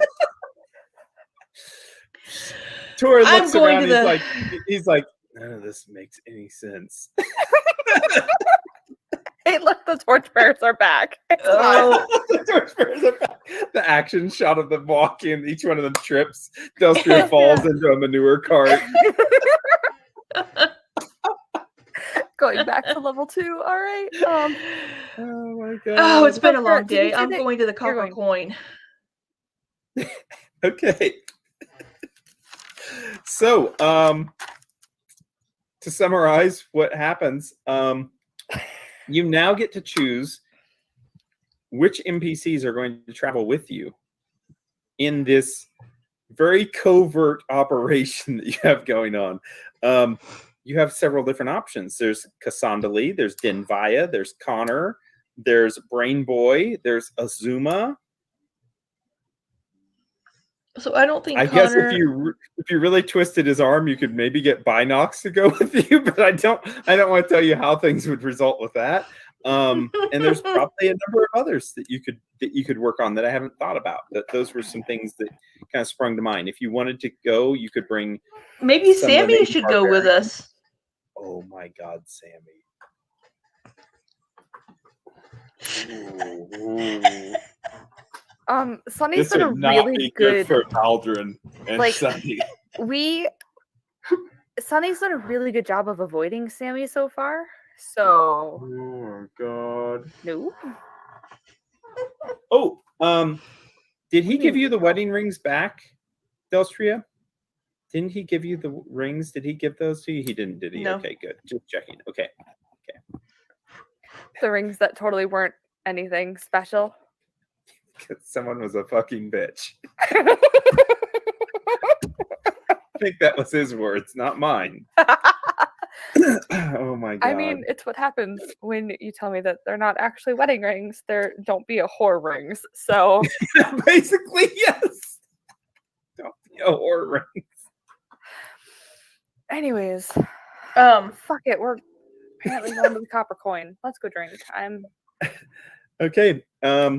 Well, you're at the copper coin, and guess what? Now, unlike your first night that you all reconvene, the tables all around yours packed I mean, we're talking about lots of people there. And as you walk in, there's just this cheer and mugs go up in the air. Ale sloshes everywhere. The gambling games are scooped up. One of them says, you know the rules, last hand when they come in, and scooping up everything. And it seems like they are now, the people who have been there kind of cheering you on from day one are now ready to start this party up and ready to celebrate. Let's party. And you get a chance to do that, of course. And as you do so, Tor casts 5 more sending spells. And there's no response. Oh, God. Damn it, Doug. Right, yeah. So Sunny's going to drink a lot. Oh, my God. Damn it, Doug! Both of you are trying really hard not to panic because Delstria told her not to panic. But as I'm watching Tor's face just like fall every time there's not a response, I mean, we're doing shots, man. Like, you look over at him and he just kind of shakes his head back to you. You know that he doesn't get a message. And he's going to meet us back here. He's fine. Yep, he's fine. I know he's fine because he promised. Tor doesn't bring up the other reason why Kylan might not be responding. Nope, we're not talking about the other reason. He doesn't want to? Why are you crying? No, because he might be dead. Why are you crying? I thought that was the reason why he wouldn't be responding. Whoa. Why are we crying? Stop crying. You're fine. It's very hard, Mom. I don't know why we're crying. We ran out of energy drink. That's why. I didn't see the Ring of Fire word. Okay. Well, we can watch Ring of Fire, sweetheart. It's fine. Are we watching Johnny Cash? No. Yeah. The music video on loop. Down, go down to a ring of fire. Burn. Ring of Fire. As the flames went higher. That's what I would train my little kid to love. That's what. Okay. Anyways. Ring of Fire. Thank you, Libby. Thanks, Libby. You were doing great today, Libby. Libby, I think you deserve a silver star just for keeping the tempo up and everything. And remember, you can upgrade those, so keep hold of those. So, Delstria is going to try to, convince. The what? Delstria is going to try to convince. Kylan's fine. He'll be back. And as far as getting into the city, are we going to just walk through the gates as like merchants, or are we going to teleport in somewhere? Hey, maybe let's not have this conversation in the middle of the crowded copper coin where we don't know who's around us. Like, I know that I'm drunk. I know that I'm drunk, but you know what? Suika loves you.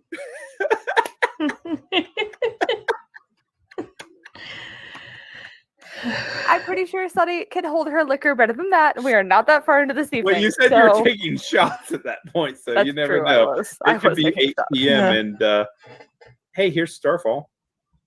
Oh, that's a really nice black box. It's beautiful. Don't you love it? We're going to land right here. Oh my God, Libby, no. Here. No. Drunk Delstria doesn't get to make plans. Stop. Here. I don't even know where I'm clicking. Well, the war's turned off. You should be able to see this. It's all black. It's all black.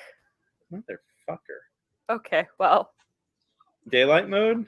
Maybe I'll just turn that on, and I have to use this now, but then I can do daylight mode? What if I know? Oh, no, I saw it flashed. It flashed. And now it's gone again. And now it's gone again. Maybe if we reload.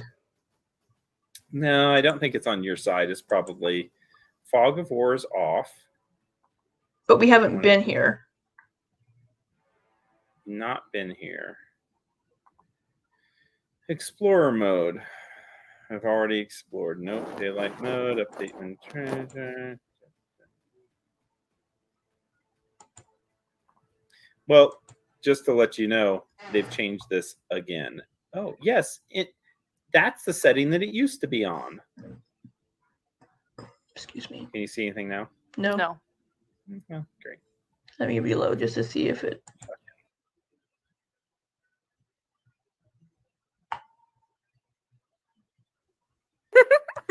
Nope, still black.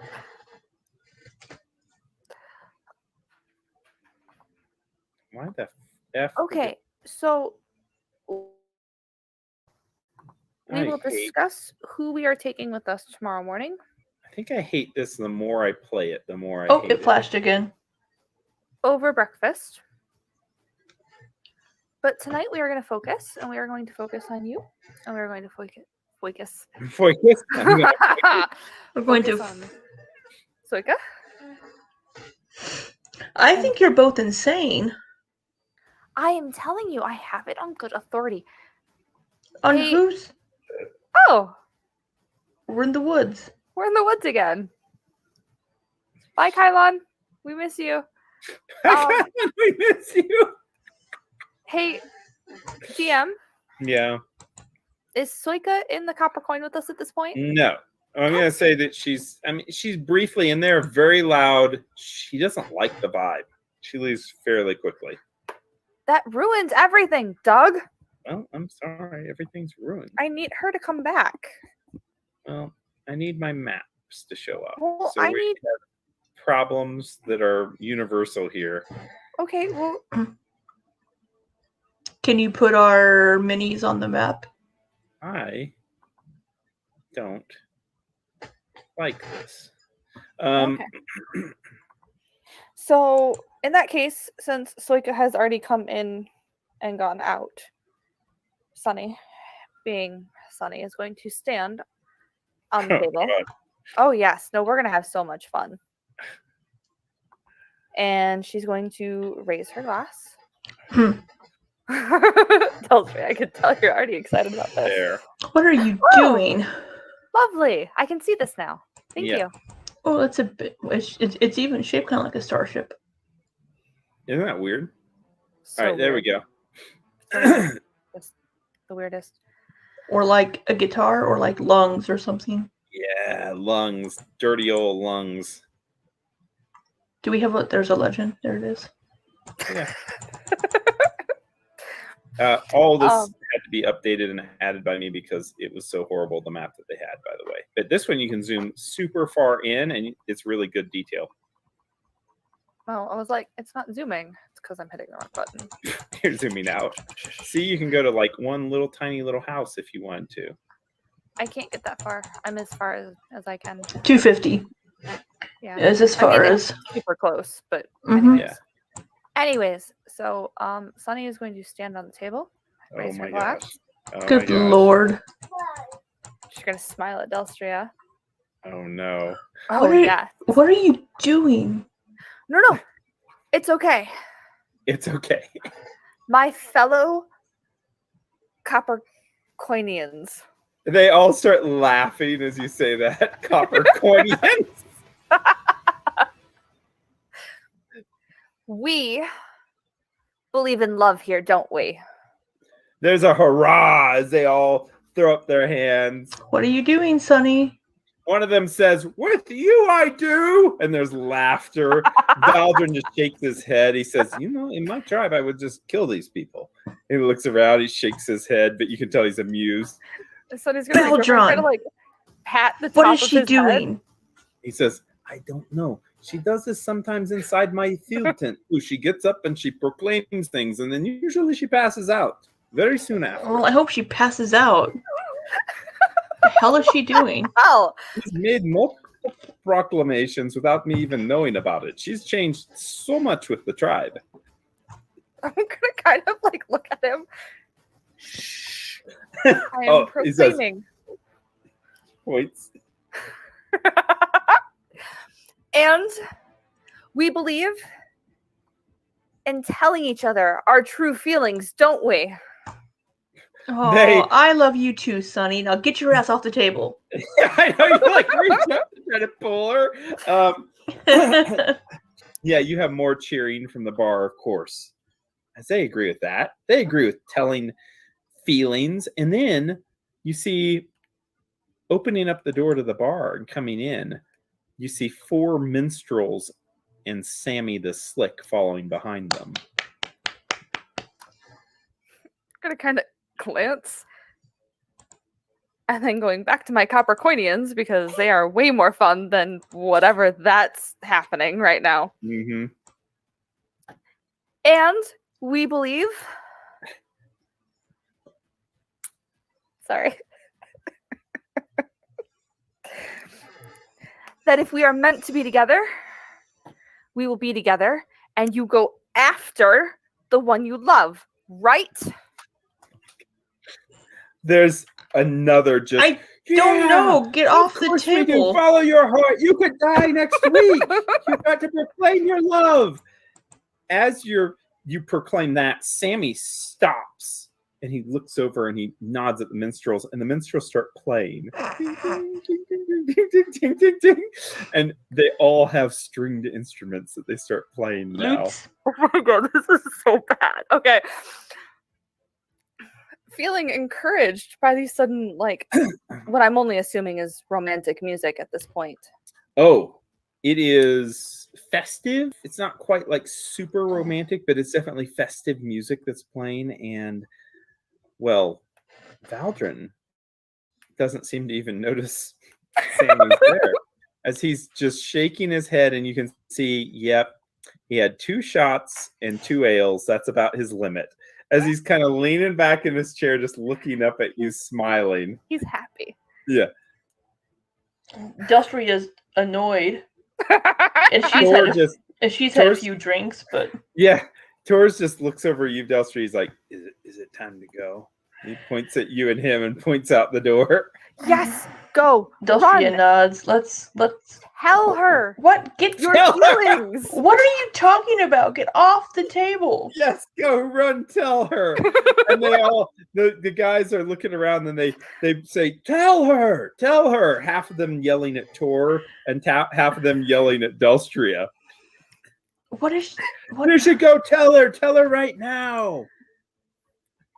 Y'all, I don't know what she's even talking about. Get off the table. Tor gets up and he starts to leave. As I'm like, we'll see you in the morning, drunkie. You have a chant now. Tell her. They start hitting the tables and they're like grabbing a hold of you and stuff and shaking as you're walking out. Like everyone is encouraging you to tell her. As they are leaving. You are off to do great things, my loves. Next round's on me. I love it. Good Lord. Tor, what are we going to do with her? Cheering erupts again. And as you leave, finally, Tor's like, it's too loud in there. He's like, it's always too loud. As you get outside and the door shuts and now it's muffled sounds of the celebration. Dulce is just going to just rub her eyes and like, oh, good Lord. She's a mess. Make your way back. As you make your way back to your house, you see... Who needs to buy real estate? You just plop right. You just make it.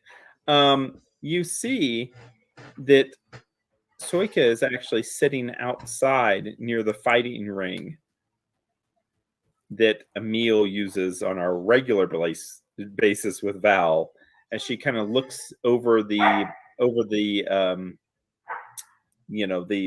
the terrain of the city, which falls back into the barbarian tents that are kind of scattered all around and have their torches lit and celebrations of their own going on. She's kind of sitting there on one of the stools that has been pulled up to the fighting ring, just kind of facing out that way, and she's kind of rocking back and forth, humming to herself. Tor looks that direction. He's like, should I? He points towards the forge. What? You can He points over to the house. The fighting ring's in front of the house, right? Yeah, yeah. You can go to the forge if you want, or you can go inside the house. I don't know if you've had your time for worship yet. He says, "I'll give you privacy." I don't and then need. he goes towards the forge. I don't need privacy. He looks back at you and he says, "She's better than Shaden." She turns and walks.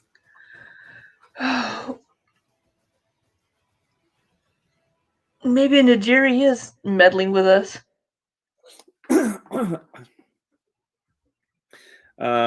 So do you kind of head off and go to bed? I guess I'll go sit down by Soika. Pull up a stool. I don't know. Be like, yeah, there's extra stools there. It was getting very, very loud in the Copper Coin, and Sunny. Well, Sunny was being Sunny. What she's good at. She nods. She says,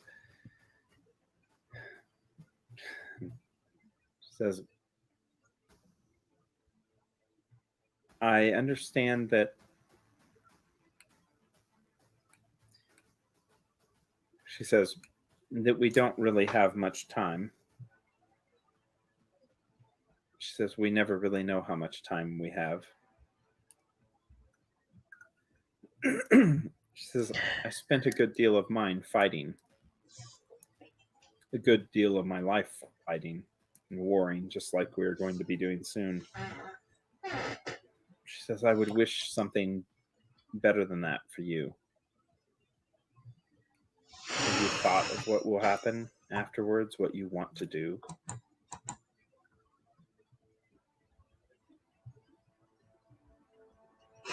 I haven't thought about it. Just trying to get through these battles. I don't know what'll happen to the torchbearers after this, if we will continue to go on grand adventures together, or if I would prefer to just settle down back in Marshfield and take care of my mother. Do you want to return home?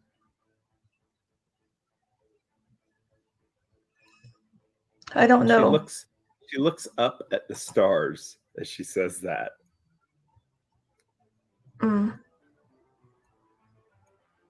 She says, "I had a vision of you upon a vessel, far up in the sky."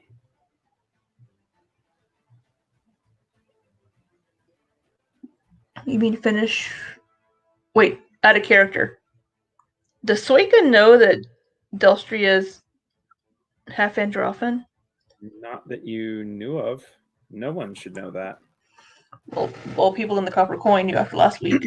But people in the Copper Coin know. So, well, I guess. If that was just our friends. Half of Numeria might know. Well, no, that was just our party. I'm like, yeah. I'm gonna look up at the sky and then look at her, kind of confused. What do you know about me?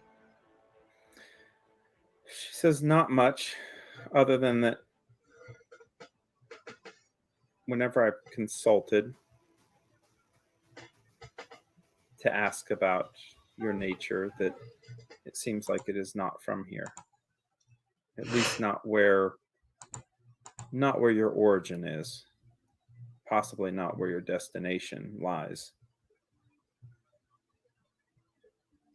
Sometimes, though, the answers come back and they're just, as I said before, they're bits and pieces. She says, few times do I find someone that stands out among. She puts her hand out and waves towards like the scattered, just hundreds of tents that are surrounding Torch. She says, well, she says, someone that's so unique. She says, I hope that you would not leave. But If that is where your destiny takes you, then so be it. I don't know if I'm meant to complete my father's work or maybe just to try to return unity back.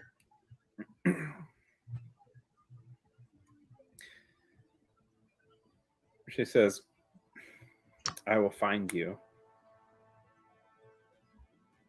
inside Starfall when the time is right in the battle.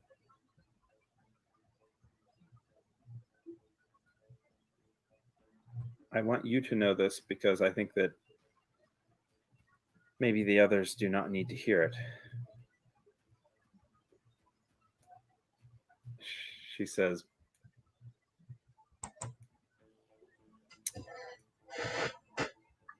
I believe that everyone is needed to make sure that Valdrin does not breathe his last inside the throne room.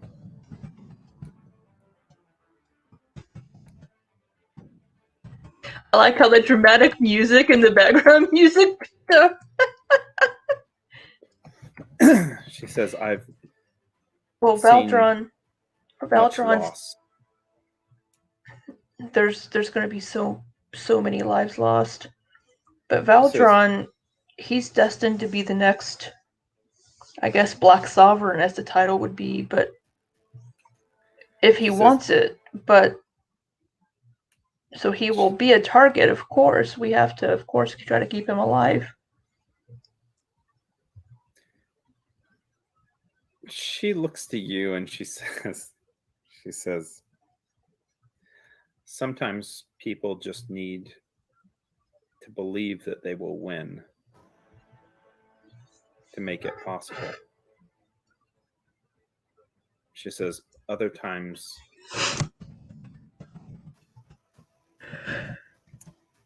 they know all along that they will lose, but they just need to be tricked into thinking for everyone else's benefit.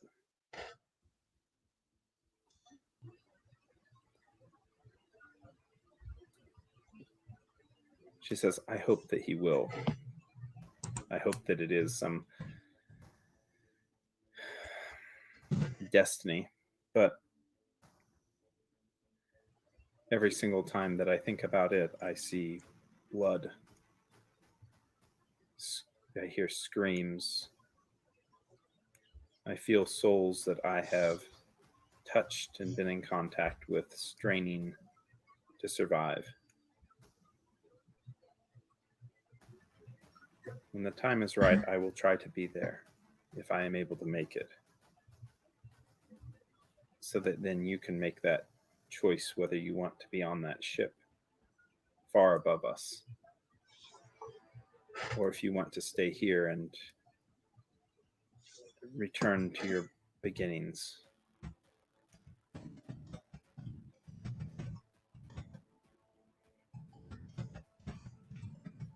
She looks over at you and she says, I don't know exactly what they were looking for to begin with. So this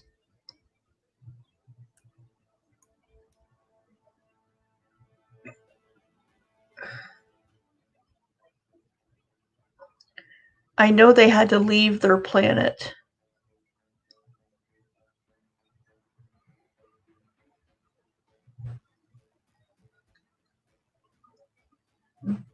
But this is my home.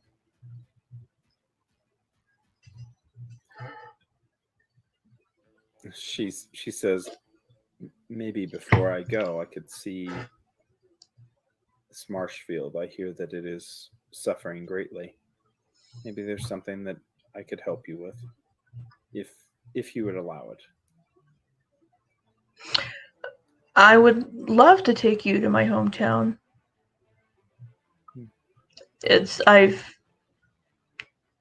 tried that something over there. Meanwhile, at the bar, he's like, But he's "Shots, having shots, all of the like shots." warm and fuzzy feelings while standing on a table drinking with everyone. Like Yeah. he could feel it in her Yeah, soul. there's- Like Mhm. it's working. There's the people of my town have suffered a lot because of what my father did, and I feel an obligation to try to heal them and help them. They didn't do anything to deserve that. She says, "This is why my tribe, my people, we distance ourselves so much from." She looks over at your scatterlight suit. She says, "From these sorts of things. It is almost like it is a dangerous magic that even fools can possess. Usually, the spells that one might learn or be able to access through the will of the gods would take years, would take dedication, would take someone who could control the power. And obviously, many times magic is even used foolishly. With these other things," she says, so many things can go wrong. So much of the power can be destructive, and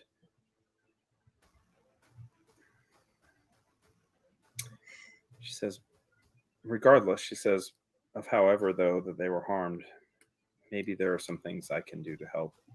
We'll work together on this. At least then your mind will be at ease. I don't have to catch up with my tribe until days from now, but you and whatever you are doing, you will need to leave much sooner." True.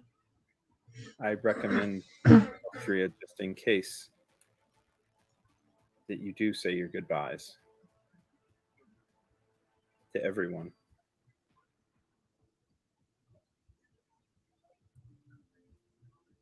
There's a darkness you must overcome. And I feel that it is going to be a test that you alone will be able to face.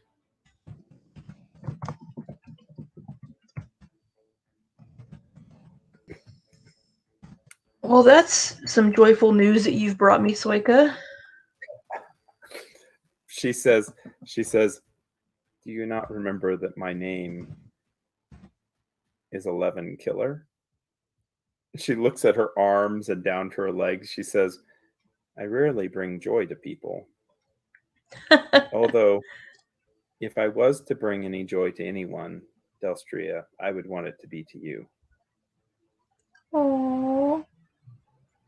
She stands up and she says, "I was told that I could sleep in that house." And she points, and her arm points past your house and points over to the place where Val sleeps, where there's extra bedrooms. I point to the shelter that I made. I'm like, there's plenty of room in here. Plenty of room. There's room for 8 people, and there's only like 3 of us sleeping in there. Because Azuma and Cassandali are preferring to stay down under the mountain. Yeah, Sunny and Valdrin have to have their own freaking huge field Yeah, command tent. so it's just what they get into every night. Don't worry about us, okay? I say it's just me and Tor in here. It's quite cozy. Well, you saw it earlier. She looks back at you and she says, "It's made with magic." She says, "And from your hand and your mind." She says, "I can trust it much more than some of the other things that I've seen." Well, I mean, I have to recreate it every day, but it's it's a place to stay where we're not bothering anybody, and we have our own space to study. And as you say those things, she kind of nods to you and she says, "Okay, then." She says, "Thank you." She says, "I will return the favor if after all this is over, you journey to visit my tribe. She is going to head off to the house. Meanwhile, you hear from up the hill, the door opens to the tavern, and there's just a singing, and it sounds like the string instruments are just being ripped to shreds as somebody is playing just something more like metal, like the bard metal music, than it is anything that should be pleasant and welcoming for a band to be playing. The musicians are quite good, Sonny. And not only are they quite good, but you think that Sammy himself has paid them to show up tonight of all nights in this bar to perform. Though they perform custom songs that they've written about the torchbearers. Oh, good Lord. You can understand some of the words put together were phrased just to lay on the right amount of emphasis about your heroic deeds and not really tell the truth as much as rhyme and have a really good chorus following them. Okay. There's stories about giants, there's stories about dragons, there's stories about an undead lich king and a rat the size of a hillside, which you defeat. They've been talking to Kylon then.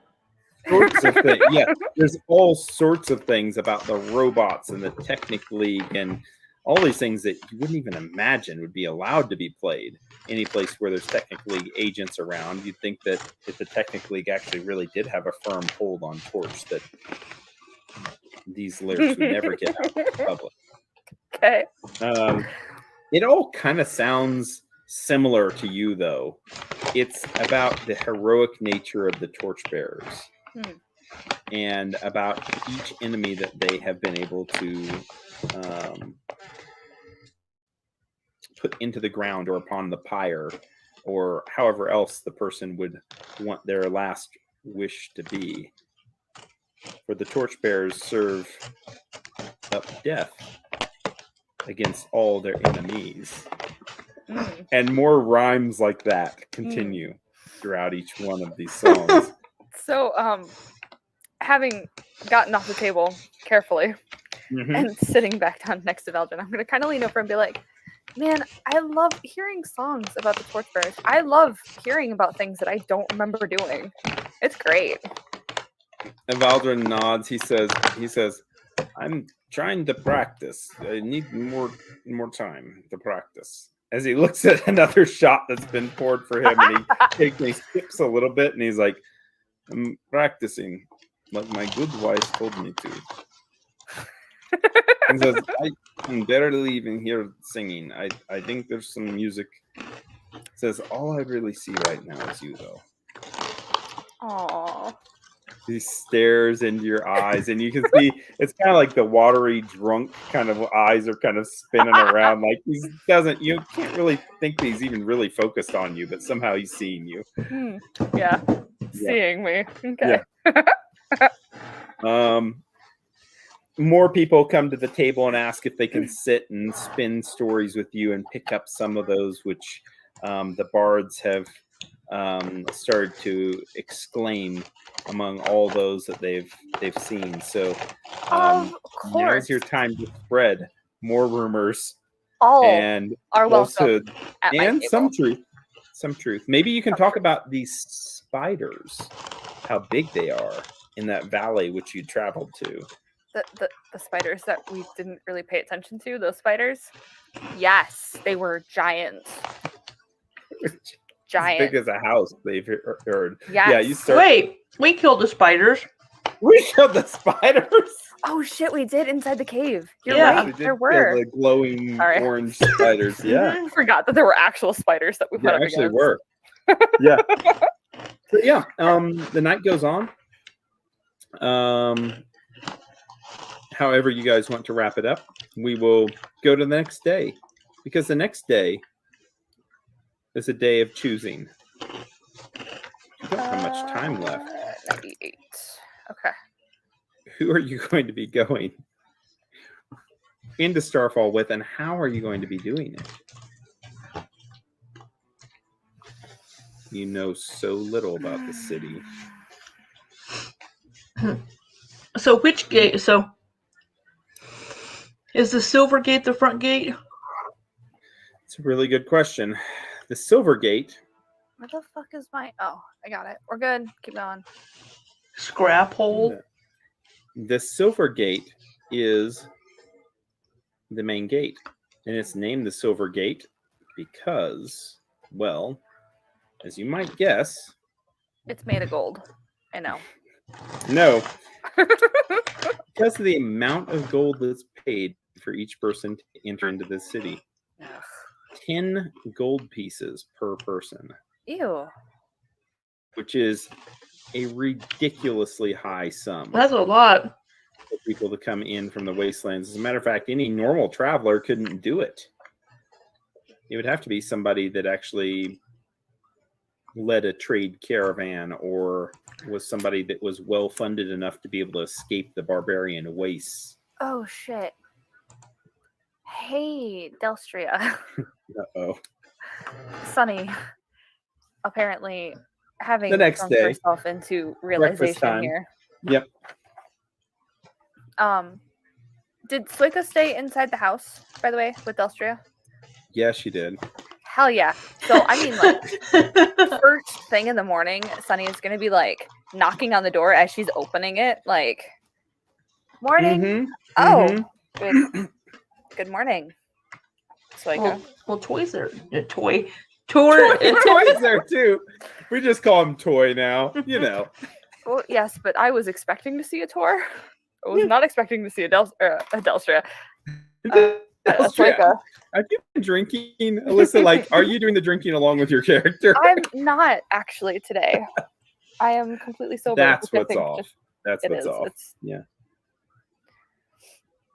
Okay, Soika is there having a coffee with Delstria, probably, is what I'm guessing they're doing whenever you open the door, because you're sure as hell not waking up as early as they are with the night that you had. Oh, no. So, yeah, knocking as I'm opening the door. Oh, good morning, Soika. I'm going to kind of look at Delstria and, like, smile. Oh, coffee. So good. Hey, we have a problem. Soika just shakes her head and goes back down to drinking her coffee. And Delstria just shakes hers, too. Mm-hmm. See, they shake their heads together. The same way, even. Yeah. Yep. All right, what do you have to say, Sunny? What's on your mind? Hey, so we have an itty-bitty little problem. What's that? Name's Gartrone. Oh, I mean, Gartrone is also an issue, but that's an issue I plan on fixing. Sunny at this point is going to kind of look down at herself. 1, 2, 3. Bear has 2. I have a lot of guns. What do you mean Bear has 2? Oh, well, Bear has the rocket launcher and the railgun attached to his back right now. And the railgun. Because I ran out of room, but I am kind of fully equipped. I don't. Boy, that is a problem. As a matter of fact, any technology is a problem when going into Starfall. Yeah, I don't know how much the Starfall's gonna be like. Oh, hey, look at the one who's. And you know why they're not okay with the technology? It's not like with Aristil in Iden Bay, where they just religiously hate because technology. They want to control it all. Because they want to have it all. So if you have technology and you're bringing it in, then you better be selling it to the Technic League. And they'll allow you to sell it to them. They'll buy up and gobble up all the technology that you bring to them. But you can't just be owning it yourself and not intending to sell it to them. Well, we could lie and say we're coming in to sell goods. And then after the third time they see you with it, they didn't offer me enough gold. Oh, they offer you the standard rate, you believe. And if you don't accept it, then, well. So Yeah, so we might have a small issue because I love it. we You guys are going to do so good at this infiltration and sneaking part. I can feel it. So I know it's early, and I'm not really sure why it just occurred to me, but we should probably figure this out before in the city. Well,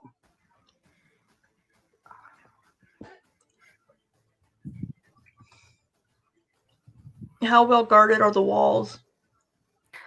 They have like 500 robots on them.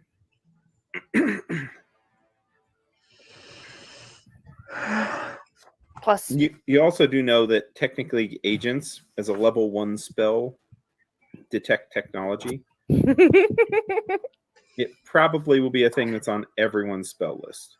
I really think we're just going to have to teleport into the middle of the city somewhere. Okay, but Delstria,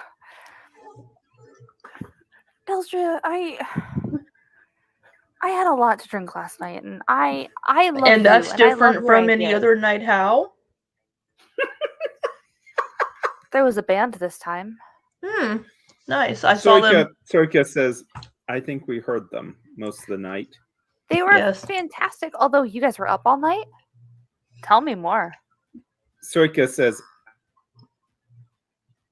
I couldn't. What? Then she takes a sip of her coffee. Okay. Wait, what did you say? I couldn't sleep because of the racket. Oh, is what she said. Yeah, you cut out on me. I'm like, yes, the band was very loud. It carried all the way over here. Would you like the question for you? Well, no, you can figure that out on your own. We'll just leave that up to you to decide. Okay, cool. Anyways. What? So, just focus, Delstria. Focus. I'm waiting for you to get to your point, Sunny. My point is that if we just teleport into the middle of the city, are we just going to like launch an all-out attack on the Technic League right away? Because I kind of feel that's what you're asking for with us just... I think if we teleport in after the outside forces have started making an attack, that will pull the forces. Whoa. No, we're not just throwing my people at these walls as a blood sacrifice to create a distraction. I want to give them the best possible shot at survival, and that means taking out that antenna. Do we know where the antenna is? On the Technic League compound. So if we teleport in... If we teleport... Just right there. Yeah, I see it. Mm-hmm. Yeah, and start... Delstria's going to unroll a map. Yeah. If we teleport in here,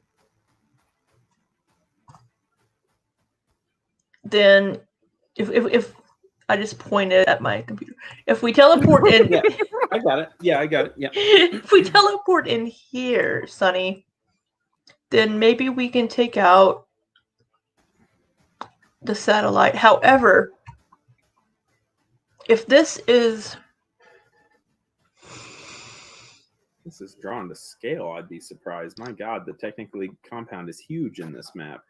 Yeah, so Delstria's going to be thinking here. So if this is a huge map, if this is a receiver array like what was in Scrap Wall. Ooh.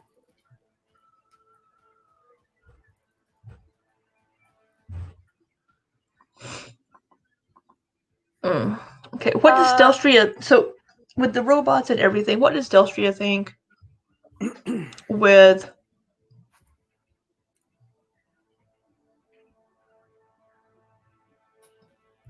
Or, I have an idea. With Tor? No, with the... If...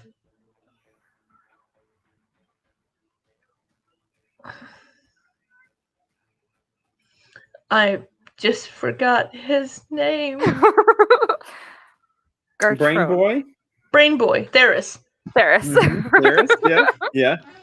If Theris and I can teleport in right to the antenna or receiver, whatever it is, we can disable it.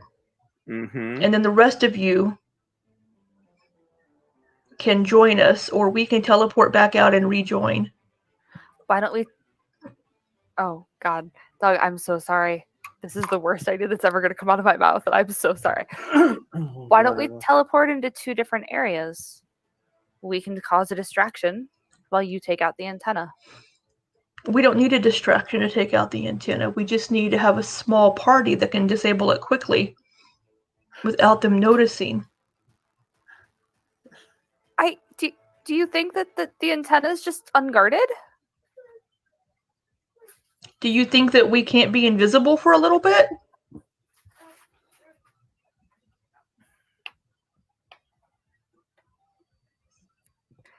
Delstria,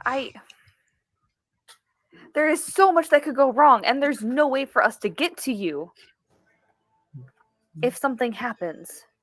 And I don't trust Brain Boy enough to save you. Ooh. Poor Brain Boy. No, poor Brain Boy.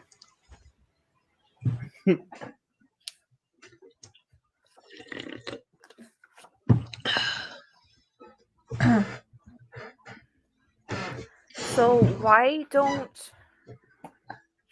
We don't need a whole party of us teleporting in, because then we'll be pulling everybody towards us.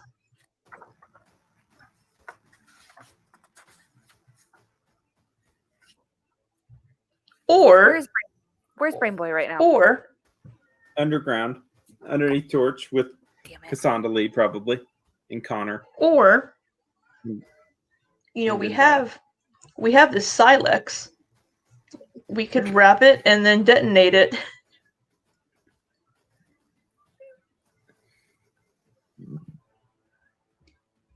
Or I can just disable it. I don't care how we destroy it. The logistics of you and us all getting in. God, I've never thought I was going to say these words. I need Brain Boy here, please. Can we go find Brain Boy?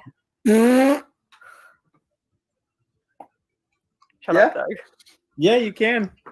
Let's all go down under to the lab. You haven't seen it yet, I don't think. Yeah, you can show Soika. Soika's definitely not where I would go for like a first date, but Soika's like, I think I'll just stay and be above ground. Delstria was talking to Sunny. Oh. Soika's in the room though. No, right? I haven't seen it since. Yeah. Okay. Right, we'll be back, Soika. You can tell Tor if he comes back from his worshipping where we've gone, if you don't mind. Of course. Okay, so you make it down. A lot of progress from last time you've seen this, Sunny. There are kind of like a chain gang. There's barbarians that are hauling out metal in these baskets. They're hauling it up, handing one to another in this big row of a labor force, as you see that they are bringing out adamantine blocks to the surface. More than what you've ever seen. It's being covered up whenever it gets to the top. It's being covered up, and it looks like they are taking it across Torch to the other, basically to the crafting district, the merchant district in Torch. Talking about as you're walking down there, basically going down the stairs and getting to the elevator, which has power conduits running up and down it now. and actually has like it is basically set to a lower level, and the elevator shaft is open as they are lowering down like a platform there with a winch system that's been set up. The barbarians are then offloading baskets of this material. You see that this has actually been turned into some kind of excavation, some kind of mining project of some sort. We found there was a lot of sky metal. Yeah, a lot. They pause as the elevator is triggered, and the elevator actually comes back up into operation so that you can ride it up to the engineering deck, which had previously been closed off whenever you first came in here. And close to the engineering deck, it seems like there's a lot more activity. Exit the elevator into this partially collapsed tunnel, which has been widened once again and has supports of metal and wood kind of holding it up. And after a passageway of about 50 foot, it opens up into a larger area, which is extremely hot. And you can see why. It's because there's these fires that are burning in these large cauldrons of heavy metal. And it seems like they are being, it's almost like some kind of assembly line, but there's this pouring of metal from one to the next, this liquefied metal. And you believe that it's some sort of purification of the metal, like they're straining metals or separating the metals out. And there, sitting at the back of the room, going over charts on this makeshift table that's been set up, is all of those listed parties: Cassandra Lee, Brain Boy, Dinbaya, and Connor Bain. All of them kind of huddled around pointing, and Azuma, pointing around at the charts and kind of talking amongst each other. Welcome to the engineering lab that you have now. More of a smelting operation and a purification for the glaucite to be separated away from adamantine so that craftsmen can actually work the metals. There's all of your brain power in the place. As you look over, they're all kind of huddled together, pointing and talking and nodding. It seems like they have, like, one goes ahead and Dinbaya spreads out another chart and points, well, here, this, right here, this is a problem. And they seem to be working over some internal issues. Meanwhile, the barbarians go back to their process of moving the metals. A good 20 of them kind of lingering around on this level, waiting for the next batch to be moved out. Okay. As we kind of step out, I'm going to look. Good morning, everyone. They turn to you.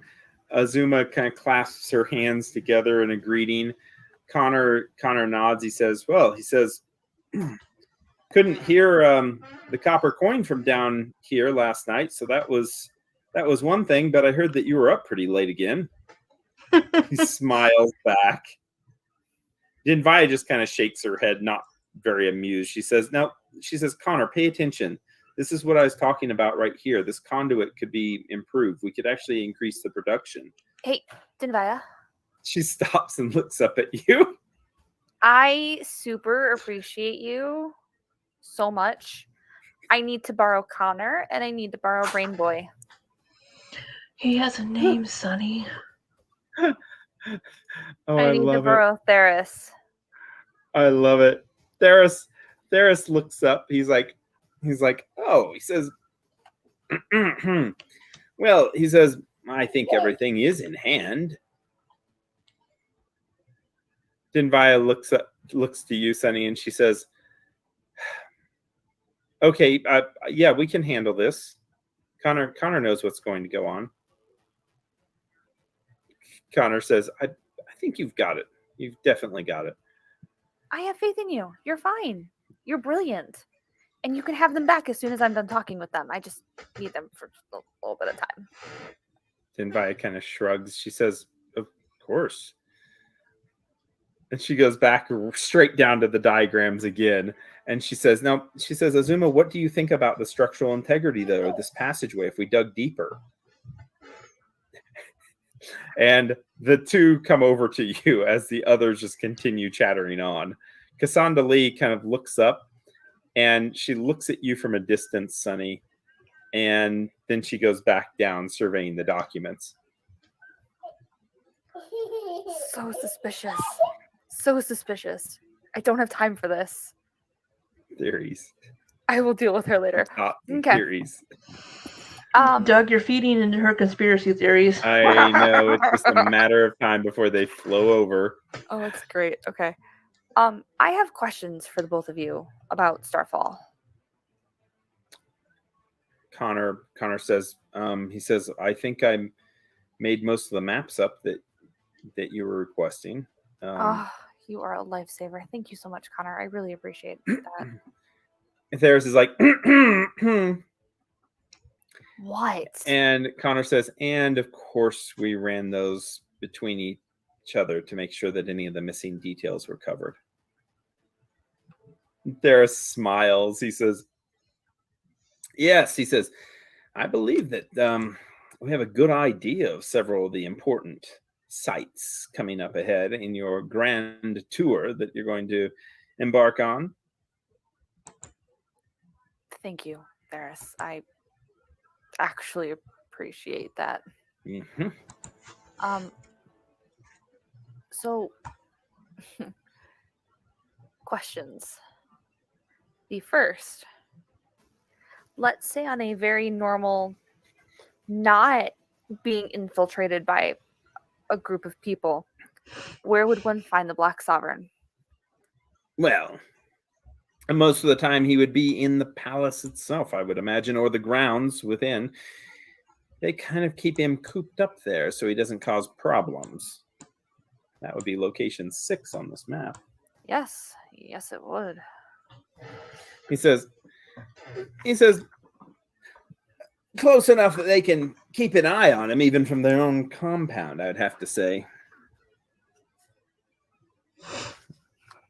And says, but we were talking about that. Actually, there seems to be an underground passage linking the two. Linking the two what? Well, number 6 and 7. The 6 and Technic 7. League compound and the Palace of the Stars, of course. I mean, they... Sorry, I was looking at something else. What's the Street of Lights?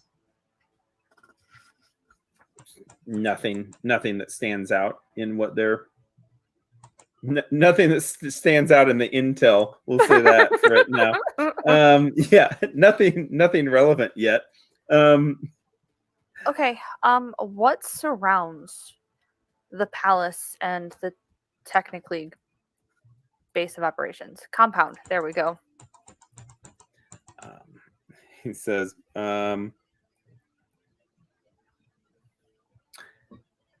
Connor says a glaucite wall is what the Technic League compound wall is made of. It's a glaucite.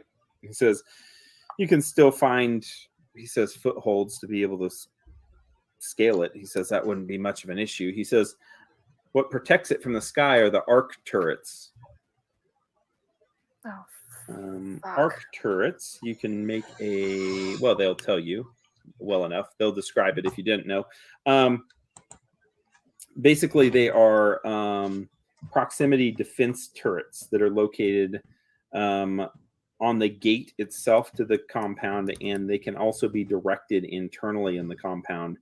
There's a paired series of turrets. Each one of them, if they hit, which they wouldn't hit some people because they're very nimble, 10d6 points of electricity damage.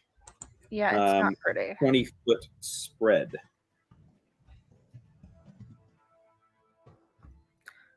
But if there's a tunnel leading from the palace to the compound, then theoretically we could just infiltrate the palace, take out the Black Sovereign, and then go underneath into the compound. Connor kind of stops. He says, whoever takes out the Black Sovereign is the next sovereign. Right. So we just have to get in and kill the Black Sovereign before we get murdered by the Zyphus people, because they're in the palace because I remember this. Connor kind of leans back. He says, "Are you saying that?" He gets in closer. He says, "Are you saying that one of the torchbearers is going to become the Black Sovereign?" What? No. Well, then what are you talking about taking him out? Just you guys? I mean, we will take him out, but Valdrin's going to be the next sovereign. I know he doesn't want it, but I will deal with that bridge when I get there. I guess I'm confused. I don't know how he's going to lead the forces into Starfall and also take out the Black Sovereign beforehand. Connor? Haven't gotten that far in my planning yet, okay? Just he need you nods. to keep up with me. He says, "Okay. All right." Okay. So what else did you need to know about the compound? What questions did you have? Brain Boy says, "I think what they were wanting to know was about the defenses in place."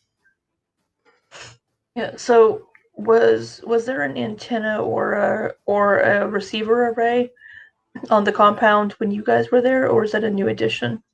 No, it's a brand new addition. Just as it seems like the informants mentioned, like there was a large antenna that was put up there very recently. So we need to get rid of this antenna. Connor says, "Okay, so there's an antenna there now." He says, "Okay." He says, if you were going to pop in to the area, where would you do it safely? Safely. If I teleported in, I probably would do it outside of the. He says, definitely outside of the compound itself. He says, if you wanted to be more brazen, you could go right into the compound. He says, I would be concerned, though, that there could be wards and other protections, especially from teleportation, that the wizards might have in place there. What's the safe house? Who's it a safe house for? Is it for our people or? Safe house, what? Number 5, I think. We have a safe house. You have no idea that there's a safe house. It's on the map. Yeah. Yeah. Just to clarify, number 6 and 7 is what they've been able to map out in detail. Okay. These other things are not necessarily knowledge. Okay. I get fucked by actually labeling the map, but if I don't label it, then I have to do it during session, which is also something that's quite impossible in this environment. So only 6 and 7 are known about as far as maps. So, oh, jeez. We have 2 options. Okay, we try to be super sneaky and infiltrate quietly and try to gather as many allies on the inside as possible, or we go in guns a-blazing and we just pop right into the palace. Because I don't really want to mess with the turrets. I'm not going to lie to you. Well, I guess just jumping in and taking out the Black Sovereign right from the get-go is one way to do it.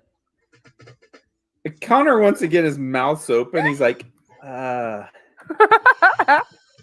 that I would approve of that, but... Then Theris just kind of giggles. He's like, he says, what a great idea. Oh, how brazen you chaps are. Well, he says, I mean, I wouldn't be going straight into the compound myself either if I was unaware of what was there exactly at the moment. The Myrmidon robots themselves, he says, they could be quite an issue to deal with, I would imagine.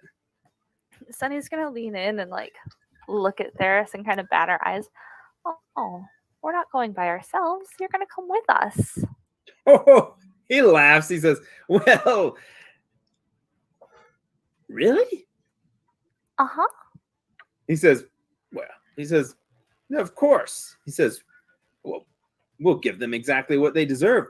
Now, maybe there's even a way, possibly, of even trying to incite some treachery within the Technic League. These lieutenants, they fight back and forth like cats and dogs, or rats and cats, or whatever it might be compared to. And you could actually probably have some of them defect, especially if you have a promise that the Technic League would still be in existence afterwards, just in a different form, or possibly just allow them to satisfy their scientific curiosities in a mainly harmless way, of course. So there are possibilities if you wanted to even talk to some people in the Technic League and convince them. I guess we could let them exist as a research facility and not as a bully of Numeria with technology. Well, they could be your research facility. He points over you, Delstria. He's like, think of them. You'd already have all these trained scientists that could be working for you.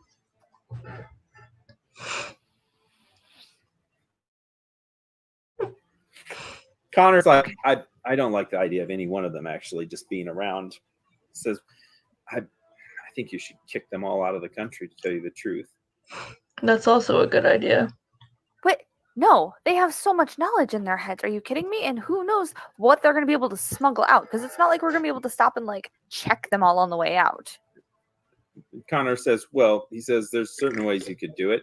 Theris is like, that's ridiculous. Why would you let them all just leave? The information they would have, they would know more about the Silver Mountain than anyone. See? They could open up doors for you. They could explore different options.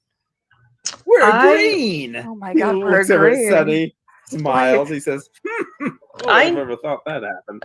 I know quite a bit about the Silver Mount.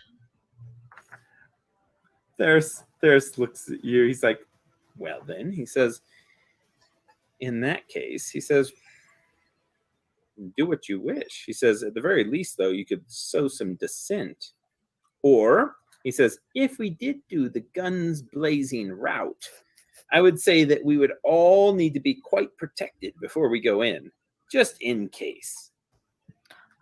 Look, I don't really want to go in guns blazing. Wait a minute. He's gonna know about something else. He says, we are ready to take on an iron golem, aren't we? That wouldn't be very difficult.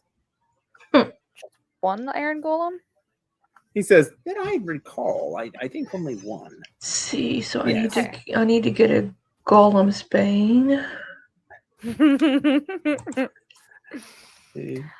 Look, I don't really want to go in guns blazing. If possible, my God, in a perfect world, we would go and we'd make some really nice connections and we'd make some really nice friends and we'd have these people who would help us from the inside, whether it be Technic League people or White Scars or Coal Ingot herself. Oh my God. And disrupt things from there. But I just... Do we have time for that? Sense. I don't know if we have time, and we have so much technology, and I don't think that we're just going to be able to be like, these are not the droids you're looking for. There sorry. says, well, of course not. They wouldn't have droids defending that place anyways. They're very low-level robots. Now, he says, have you thought about the chitons, though, that are around the area and the ability that they have to follow your teleportation? I mean, if you did move out of there once you assaulted, of course, we wouldn't want to fall back. We'd want to go all the way in. There's enough chitons that I remember hanging around there. Okay, how many chitons are there?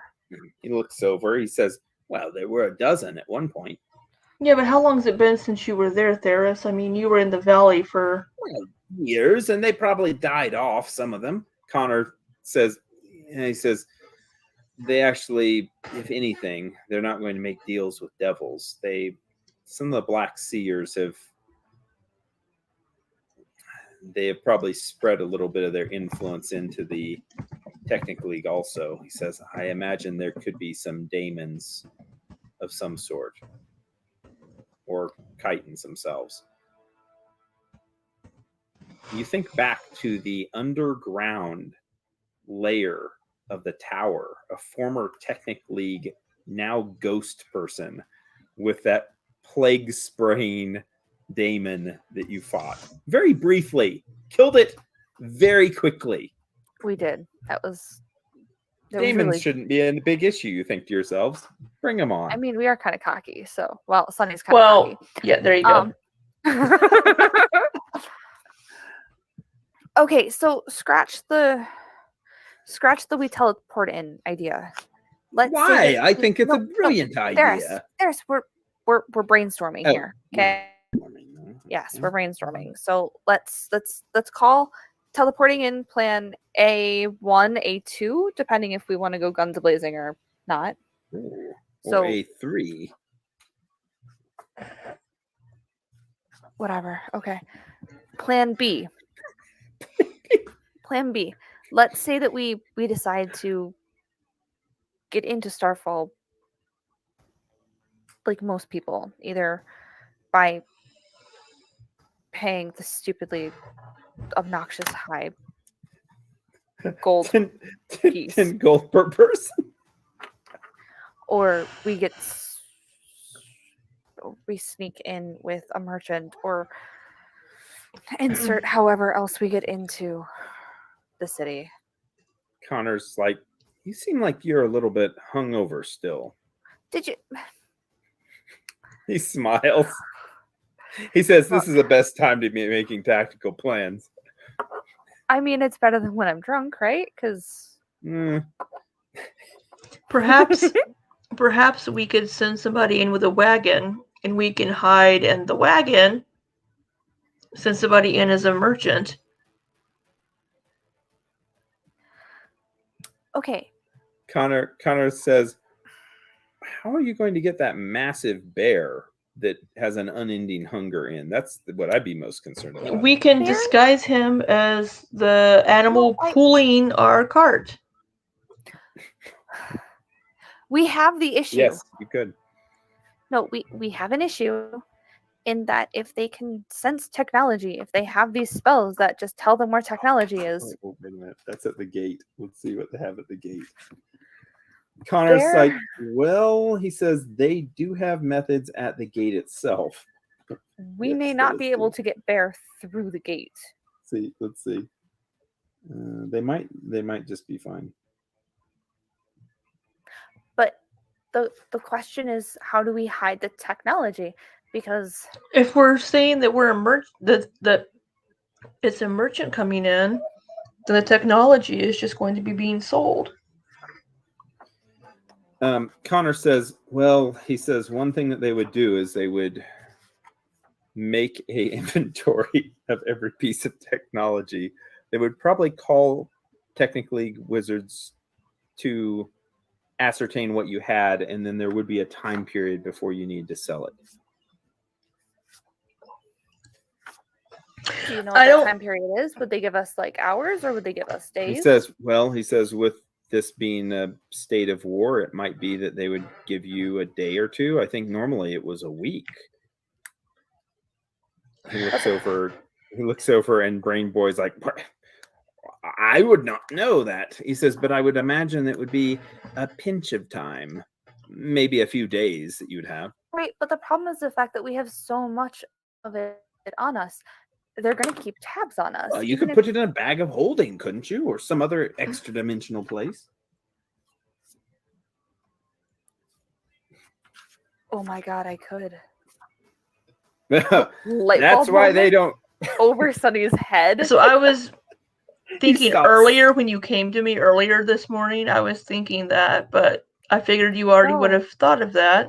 No, I mean, yes, I thought about the bag of holding, but the bag of holding isn't big enough to hold most of our stuff. Like, the rocket launcher is not going to fit into a bag of holding, because... the handy haversack, let me check the... Perhaps you could have a larger bag of holding. No, I have a tent. Who has a tent? I have a tent. Me, right here. I have a tent. You have a tent, or boyfriend has a tent? Husband, but, you know... Husband's tent is going to be unavailable for your shenanigans. Damn it, it was such a good idea. You're not going to fucking put everything in the world in the tent and pick it up and leave with it. Why not? It was such a good idea. Why do you have to do this to me? Because now you are. If you want a tent like that, you gotta pay for it. I don't have the money to pay for that. I don't have the money to pay. So there's two pouches, 2 cubic feet and 8 cubic feet. I think 8 cubic feet is big enough to hold the rocket launcher and grenade launcher. Oh my god. I don't. You'd have to put a list of everything that you're putting in there just to be able to figure it out, because there's going to be a lot of stuff that you guys could want to put in there. I'm trying to see about the gate, by the way. You're fine. He said. Connor says there are the carrier badges, though. What are the carrier badges? Ferris says, yeah, they'd have to kill someone in the league or take it from them before they'd get them. Connor nods. He says there are people outside of the Technic League that are allowed to carry technology as long as you have one of the badges on you.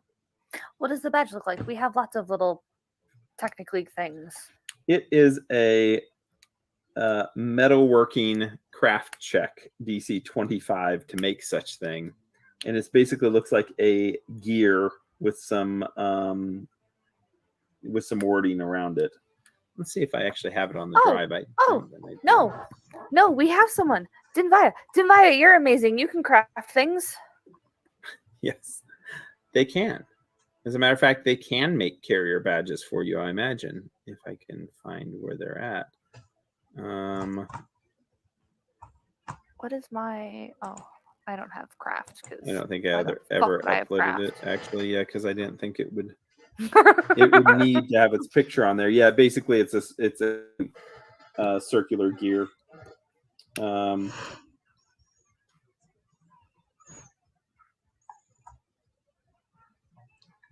Yeah. You could have carrier badges created that allow you to move your way in, and it does seem like maybe time will accelerate how much time you have to sell technological gear in the marketplace to an approved Technic League agent. Or you hide the stuff, or you go in guns blazing. All these things are options for you guys. So I think like my grenades and like the pharmaceuticals and stuff and everything would fit just fine in my bag. I may have Probably to maybe take out some of the non-tech stuff.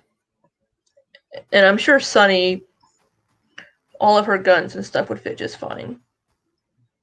In a separate bag of holding? Well, she has one too. We each have a we each have a handy haversack.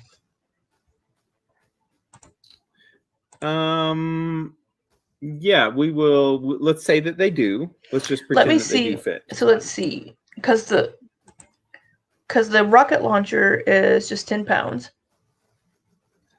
There's a weight maximum on these things, aren't there? Yeah, the 8 cubic feet is 80 pounds.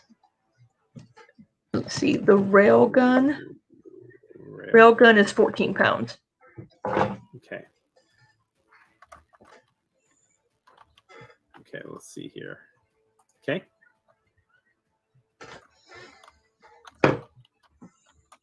Okay, let's say that they can fit.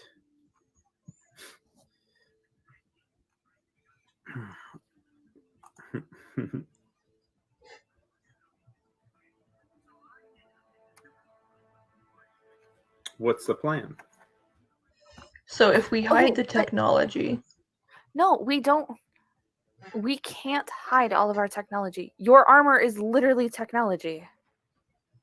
How much technology are you wearing? Okay. I have an approximate measurement of 8 cubic feet.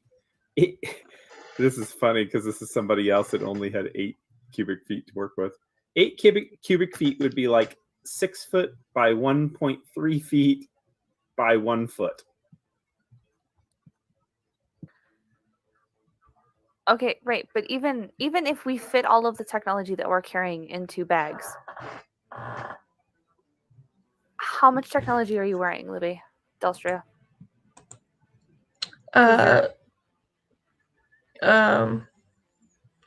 So there's the He has scatter. a scatterlight suit. Yeah, there's the scatterlight suit. There's where's my character sheet? She has the rift boots. And the goggles. But if we can get some of those badges, you know, your items you're wearing, I mean, should be fine. Mm-hmm.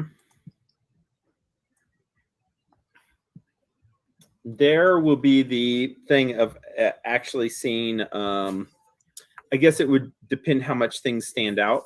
You know, like if you have a badge, that's great. There's got to be some record of where badges, like who has the badges and who doesn't in the city, blah, blah, blah, because it is one of those things that's restricted a bit. So, so yeah, that is definitely another way that you can do it, though. With the badges, you could, I think, walk by about anyone, including any of the citizens and gearsmen robots and like low-ranking Technic League officials, probably without any notice.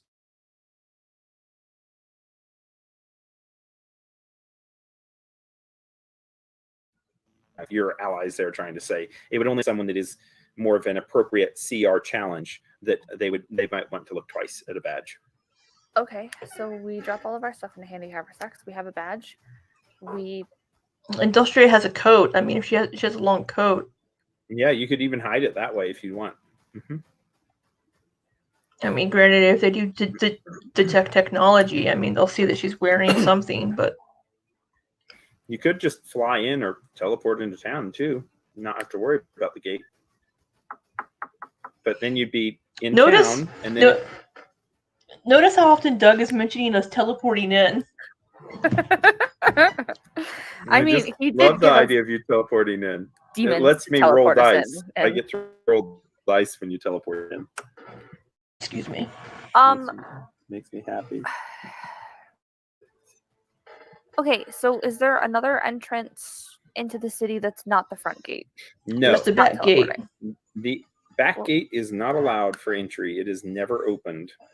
Only Technic League agents actually go to that because the back gate actually goes straight up towards the Silver Mound. Oh. There's only one gate in this whole entire town. Oh, I see what I'm looking at now. Okay. Yeah. So imagine it kind of a graduated level there too. We have, I think there's artistic pictures of such a place called Starfall that. So, no. Do they have a record of who all the Technic League agents are, Connor? Yes. Because we have. Yeah. They will, although it'd take time to retrieve. It's not like they're going to have data, you know. They're not at the gate checking. There where they can pull it up. They probably wouldn't at the gate, honestly. And once again, things could be in such a disarray if you're timing your entrance into the city that it might just be a really quick once over and you go in kind of thing. Because they're talking about people in the surrounding wastes going into the city because they've heard there's barbarian attacks and barbarians are raping and pillaging and destroying everything around, and they'll be running into Starfall to seek refuge. So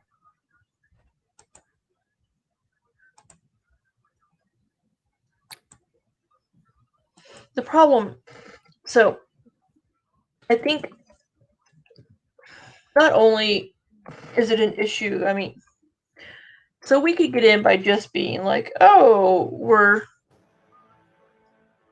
merchants, whatever. But then, I mean, Tor and Kylon are a bit more. I mean, they're obviously warriors. They are. Yeah, but I mean, you could. I mean, once again, it's going to come down to maybe skill checks to see if, you know, covert and influence is what would be the two skills that'd be used in these scenarios, you know?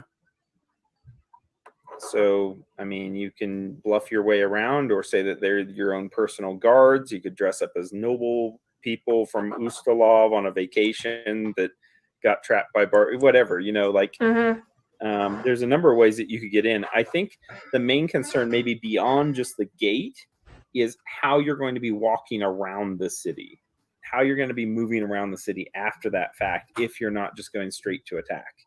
Like that would be more of maybe the focus is once you're in the city, which is not the hardest thing to do, how are you going to be moving around in this kind of a conflict without gathering lots of attention? Are you going to go out in limited spurts for, let's say, 30 minutes or an hour while magic is working, and then go back in and seek shelter somewhere whenever your disguises magically fall off? Are you going to use dress up and makeup kits and stuff to disguise each other and to have like a disguise that you're using on a regular basis? Are you going to be moving around only at nighttime or whenever there's less people out and where it's going to be less obvious? Like, how are you going to be, I guess, kind of what would you think would be the best for your group?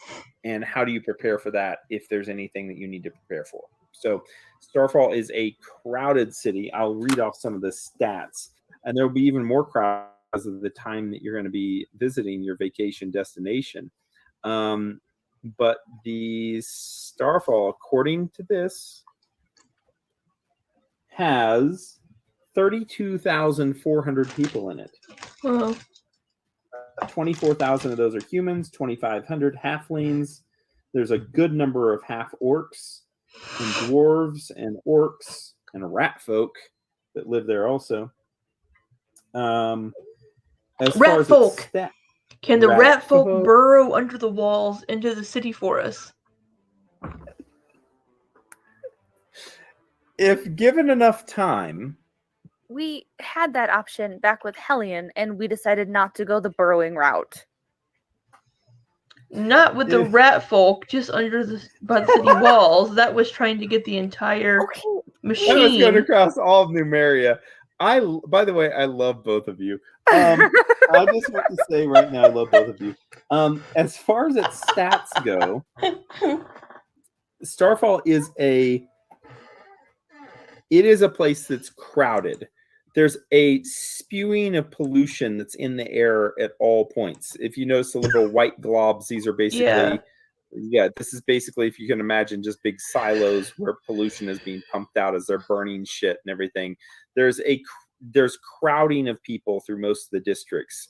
There's a lot of predatory lifestyle enjoyed by a number of people. Like there's definitely a position of how you can screw over your neighbor to take advantage of them to become more successful yourself. Obviously at the top of the heap is going to be the Black Sovereign and the Technic League. And then after that, you do have some very aggressive merchants and traders that have made their livelihood there. They have as precious commodities, they have food and water that's brought into the town. The city itself there does not produce really much, and the surrounding area doesn't either. So a lot of their food and water is imported, and it is kept in stockpiles throughout the city. Gearsmen patrol the streets in addition to the Starfall Defense Force, which are basically made of just regular people. Not really the best reputation from them as far as like who controls the power in the city and how they use it. But generally speaking, this is not like an organized, rigid city. This is a place where there's controlled sectors and then other areas of the city, such as basically everything to the west of this main road into town, that is just kind of allowed to do whatever it's going to do, with very few patrols of the Technic League or Gearsmen in like basically the western half of Starfall. So that's not to say that you wouldn't, if you stood out, that there could be some very entrepreneurial people in the slums that would A, try to steal from you, or B, report you to the Technic League so that they get some kind of reward for turning you in. So, but this is not a organized city with services that you would expect. I mean, shit piles up on the outside of the streets. The place stinks of chemicals and the Numerian fluids that kind of bubble up from sections of the city. There's all sorts of scrap that's here that's being processed and being collected. It's not a romantic, great getaway destination. Why are you fighting for it? Well, I guess you're fighting just for the leadership position more than anything. And maybe with the hopes of being able to turn this place around and to stop the pollution because of global warming. But yeah, but the plumes of smoke are the incinerators, actually. Yeah, it's kind of a nasty place, but not as bad as Scrap Wall. Maybe it's a larger version of Scrap Wall, though, in some senses, and actually a little bit more refined government, but not much.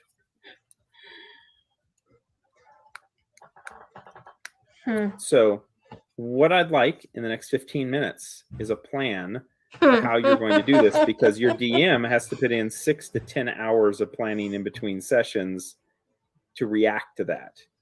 And if we do things all spur of the moment, then the GM's all going to get wild and crazy with how things happen, and it won't seem as natural, I guess. But you have lots of different options on how you'd like to do this, but I think you probably like figuring out just once you get in how you're going to move around and what your objectives are, like who you're even taking with you in there. Are you going to take Cassandra Lee, which is a 13th level monk, by the way, android monk? Oh, nice. Are you going to be taking Connor Bain, that will have knowledge maybe that's a little bit dated, but he would be leveled up also, that your DM has to do behind the scenes to make him viable? Are you going to be taking Brain Boy, which is probably your most powerful wizard now in your group, because he's been brought to life by someone very generous and nice to him?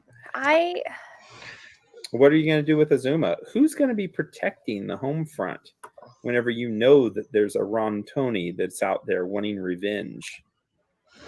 Delstria may ask Azuma to stay with her mother. Okay. And then we won't have to deal with Azuma during the battles. We won't have to deal with her. I love it.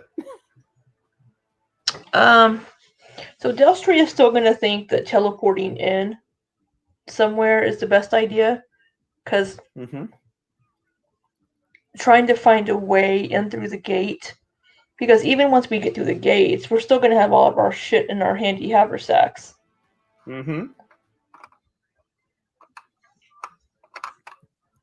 Okay, so we teleport in. Are we using the demons to teleport in? Because they're no, devils. They're not demons. They're nice devils. I'm sorry. Very offensive. Well, the devils will need to know when we're going anyway, so they can provide us with the bone demons they offered. Once again, okay. Bone devils. Bone devils. Bone devils were for one day. One day only. Okay, but in that case, like, are we just gonna have this like horde of bone devils like around us? Because I feel like that if we're going in guns a-blazing, this is a great idea. We bring the bone devils in, we take over the palace. I think if we use the bone devils, once again, I just want to clarify this. Timing could be a thing here too. The gates will be shut before the barbarian hordes arrived. Right. Okay. If you're teleporting in to take out the palace and your boyfriend's not there, husband is not there, that could be an issue also. No, right. And I know that he's not going to like this, but if this is our plan of we're going to go in guns a-blazing, he's going to come with us. We don't have a choice. Like I know that it's not what he wants to do, and he wants to be on the front line. I will tell you right now, he's not going to leave the Black Horse tribe. As the first test of him leading them, he's not going to teleport off to somewhere else and then open up the gate and say, "I'm the Black Sovereign now. I killed him, but none of you witnessed it." Like, that's not how he would do anything. He's not going to get any respect for tribes if he's not leading them into battle. He just wouldn't. He wouldn't do it. So do we just march in with the barbarians at the front gate? The problem is the fact that by the time we get there with the barbarians, they are going to have full forces on the walls, like attacking them from afar. For a lot more losses. Yes, and so if we send the Bone Devils first as an initial distraction, and then we teleport into the technically compound area to take out the satellite the antenna transmitter. Yeah, whatever it is. Well, you don't even know what it is, honestly. Well, teleport in, disable could be a transformer. That. It could be. Then they'll be like, "Holy shit! There's like 24 Bone Devils coming at us." Delstra, I have a question for you. Because this could actually work. So if we hold off and we wait until the barbarians are closer, not like at the front gate, but like closer. Don't worry about timetables. We'll figure out details in a bit. Yeah. So closer. Within a day of attacking. Yeah, so let's say that we use the devils. And is it one devil teleporting one person, or can one devil teleport all of us? No, so Cultifer was going to teleport the torchbearers +2. Mm-hmm. No. I mean, is it one person per one devil? Like the Bone Devils do not teleport. No, they teleport themselves. Just like all devils, they can only teleport themselves and like 50 pounds. So no, that's fine, because what I'm thinking is that we use the Bone Devils as a distraction. Mm-hmm. Where distraction? I haven't decided that yet. I'm still looking at the map, but we use them as a distraction we send them first. So barbarians are a day away. That's what we send the devils in. They pull all of the fire and force away from the compound. That's what I just said. But I love you too so much. I just said this.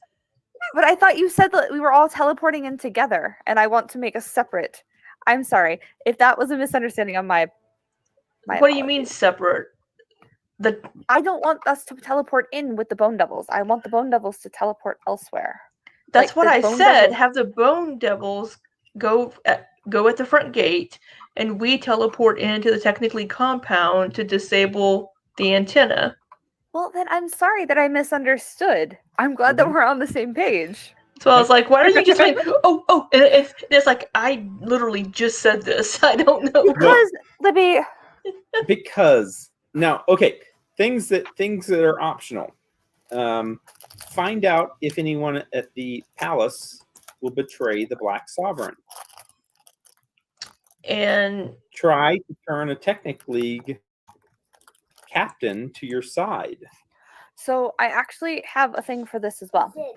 Communicate information about maybe the defenses themselves to your warriors, to the armies, and sabotage the transmitter. That could work as well. Do we have some leads possibly? Well, if you go in guns blazing, all three of those things I mentioned are not possible. No, but if we travel. But if you go in guns blazing, you might be able to disable enough of it that it won't matter. If you hit them really hard and you distract their forces like that, there will be things that you won't be able to do that if you had 3 or 4 or 5 days in there meddling that you could find out, and maybe you could manipulate things differently. You won't have those options on the table if you're going pew, pew, pew real quick in, but you might actually have less to deal with also because of the overwhelming force that you use. So if we could convince an agent or two to our side to maybe turn off the antenna or disable it for us the day of the attack. Uh-huh. and possibly feed Definitely us could happen.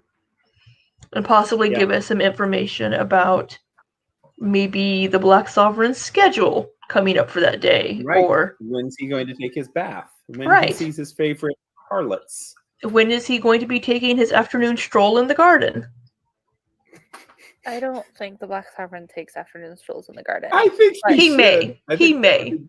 I think he may. super fucked up on Numerian fluids. I don't think he's He's all strolling hopped anywhere. up on the drugs, strolling through, talking to the birds, the So- squirrel. Here's my thought process. Okay, thought processes. We have 8 minutes for thought processes. We travel and find Sunny's childhood home because that will be within range. We have a boosted communicator that can go up to 5 miles. This is assuming that I'm within 5 miles.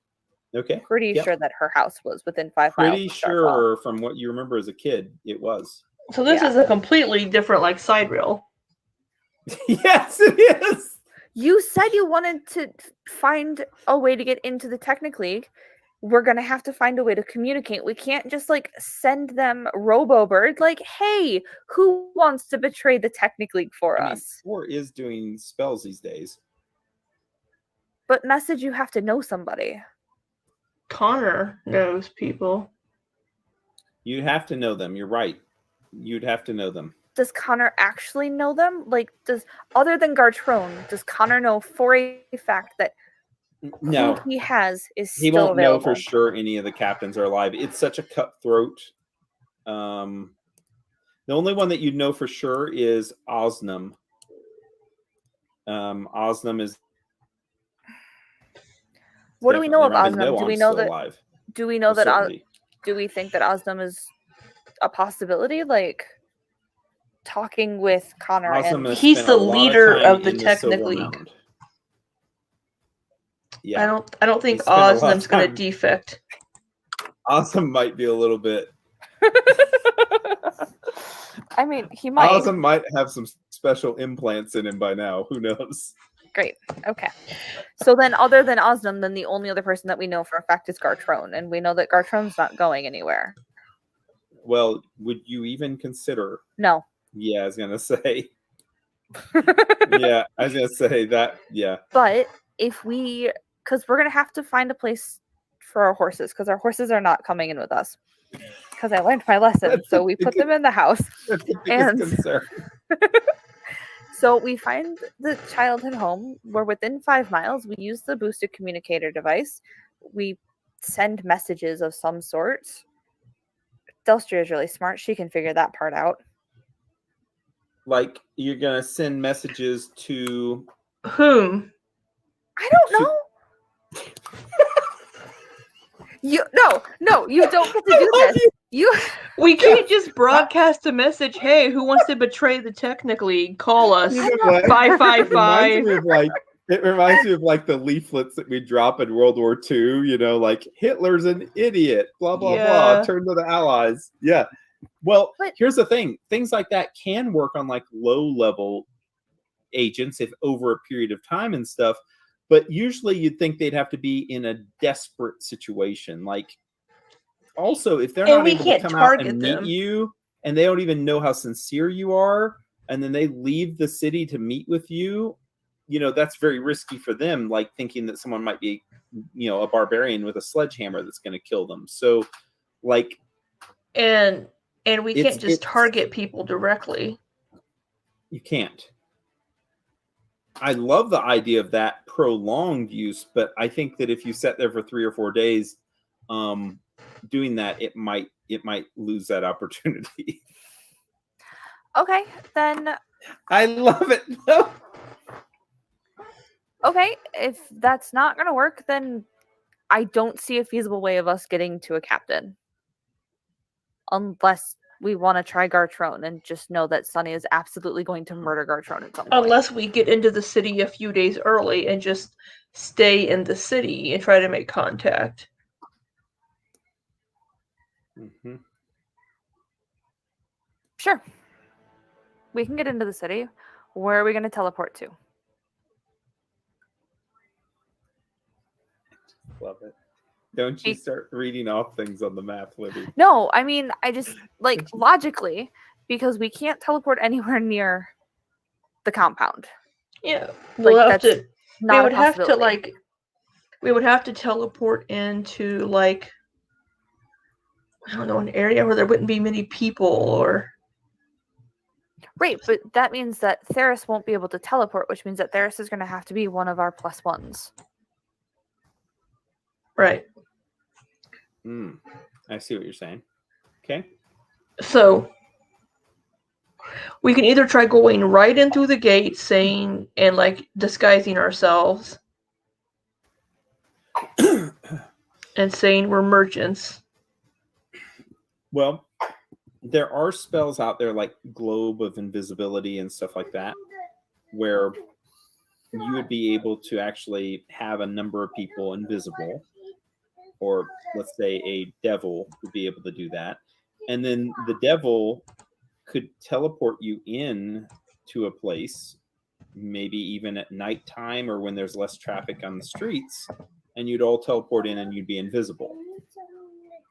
So that might help, especially just with casual onlookers, like being able to see you appear in the city. Now you're in the city and you got in there, and now it's just how are you going to operate in the city as far as like your prolonged disguise or how you're handling your technology, which if you're putting everything in a bag, that's great. And then it's just like what you're going to be doing once you're there in the city. You know, like nobody gets a little pass once they go through. They don't get a little pass that they can hold up and say, oh, I paid. Mm-hmm. So it just comes down to like you guys, what way you're going to be maneuvering around the city. So you're probably going to want to go to a seedy tavern to look for information or to talk to people, and to do that, or maybe even find the people who don't like the Technic League that are already there in Starfall, trying to find where they're at is going to take you actually communicating and interacting with people. So the invisibility sphere spell is a 3rd level bard spell, so I could get a scroll and cast it. Yeah. Okay. Yeah. But it's invisibility upon all creatures within a 10-foot radius around me. So however many people, including Bear, it could fit there, can fit in that 10-foot radius. Mm-hmm.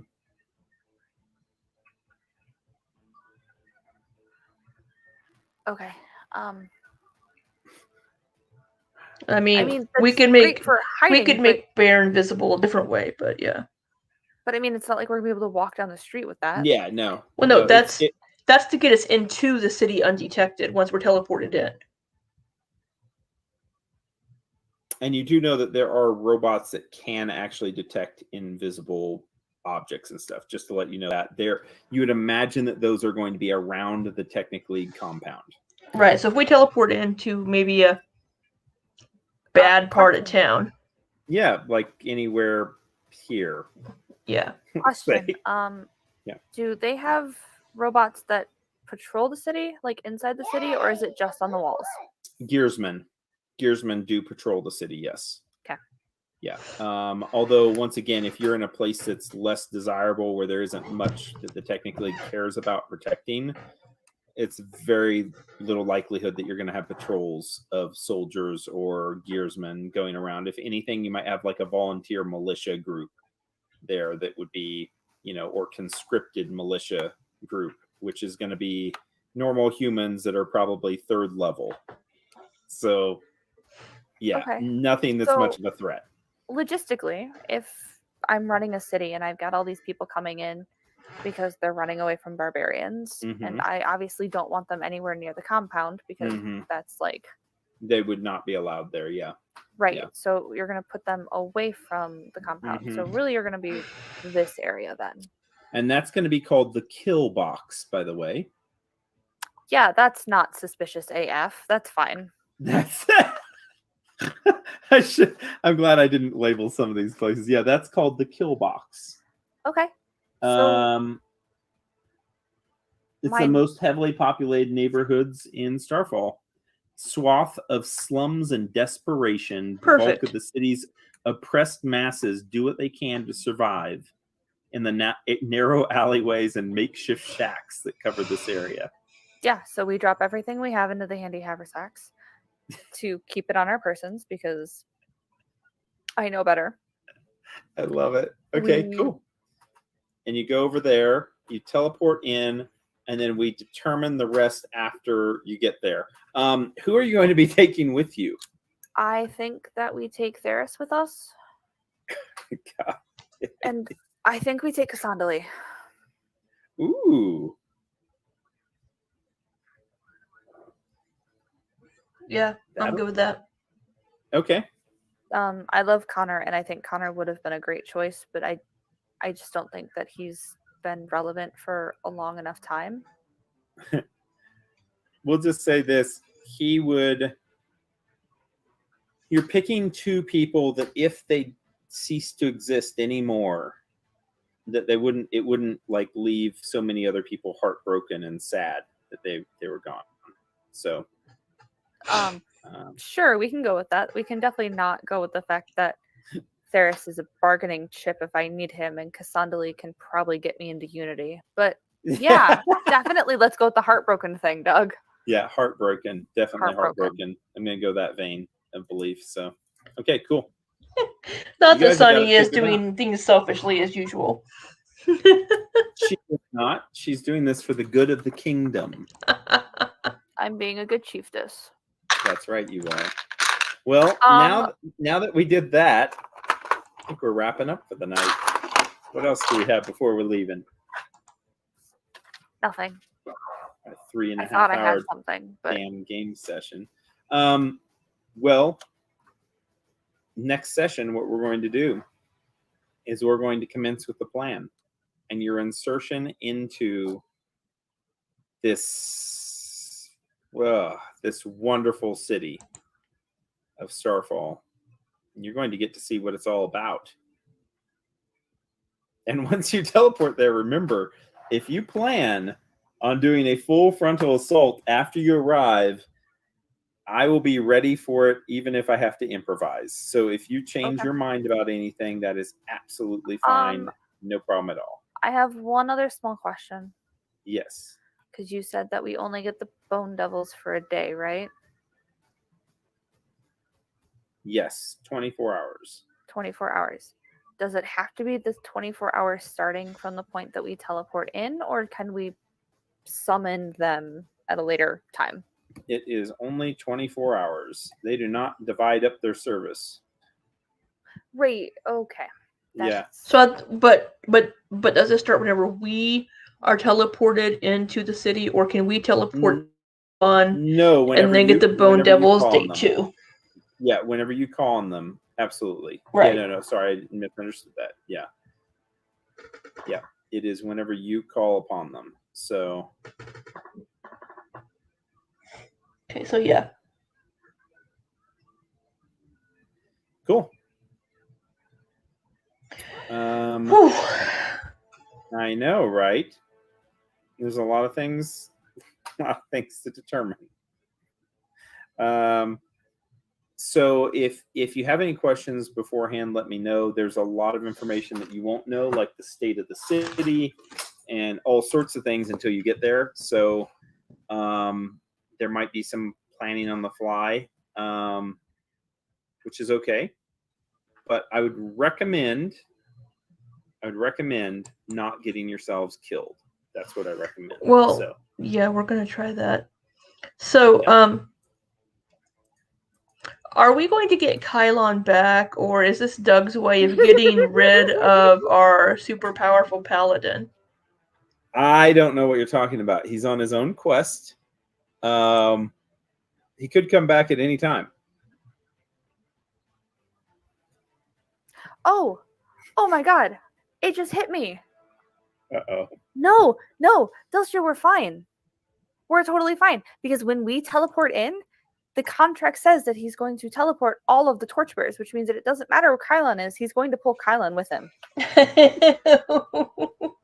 Boom.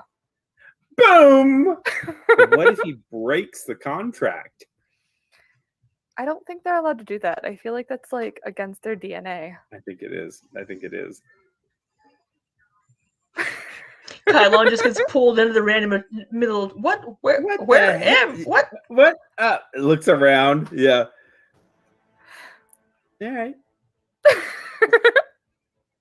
You guys have a great week. I'm sorry that I wasn't here for a full session.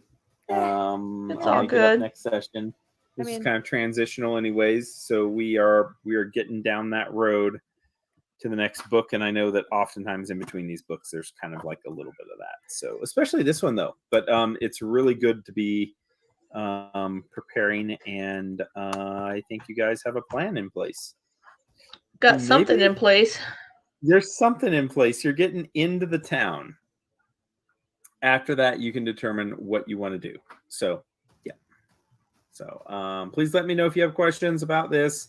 I'm going to keep this map up for you to study and not read any of the numbers, though. Way too many things going on here with words and giveaway things and possibilities. So, who even knows who Drund is? But he has a manor. I want to go party at Drund's manor. That's I'm cool. sure Sunny would Whoever too. that is. No, honestly, Sunny's pretty focused right now. Sunny's Mhm. got like 2 goals here. And they're 2 both goals. right fucking here. You know, when you kill the Black Sovereign and you become the new Black Sovereign, it's going to cause quite a ruckus in the whole tribe thing. Sunny doesn't want to become the Black Sovereign, though. Okay, well, She just wants her husband to, so she can become the the sovereigness, whatever. Yeah. the queen of Numeria. No, Sunny's. Oh, that'd Sunny's. be great. I mean, I called being Queen of Numeria like a billion years ago, but Sunny's really nervous about what's going to happen here. Well, I think you're going to be just fine. Everything's going to be fine. You guys are all going to reunite one way or the other. Mm-hmm. There's some fun things. There's some fun things coming up. So, Well, All right, Delstry is going to be worried about book 6 now, and see if she's going to be book 6. See if she's going to about the Silver Mount. To wonder if she's going to have to make a decision to fly off back into space with Unity, or what are you going to do? Right? How are I you don't- connected?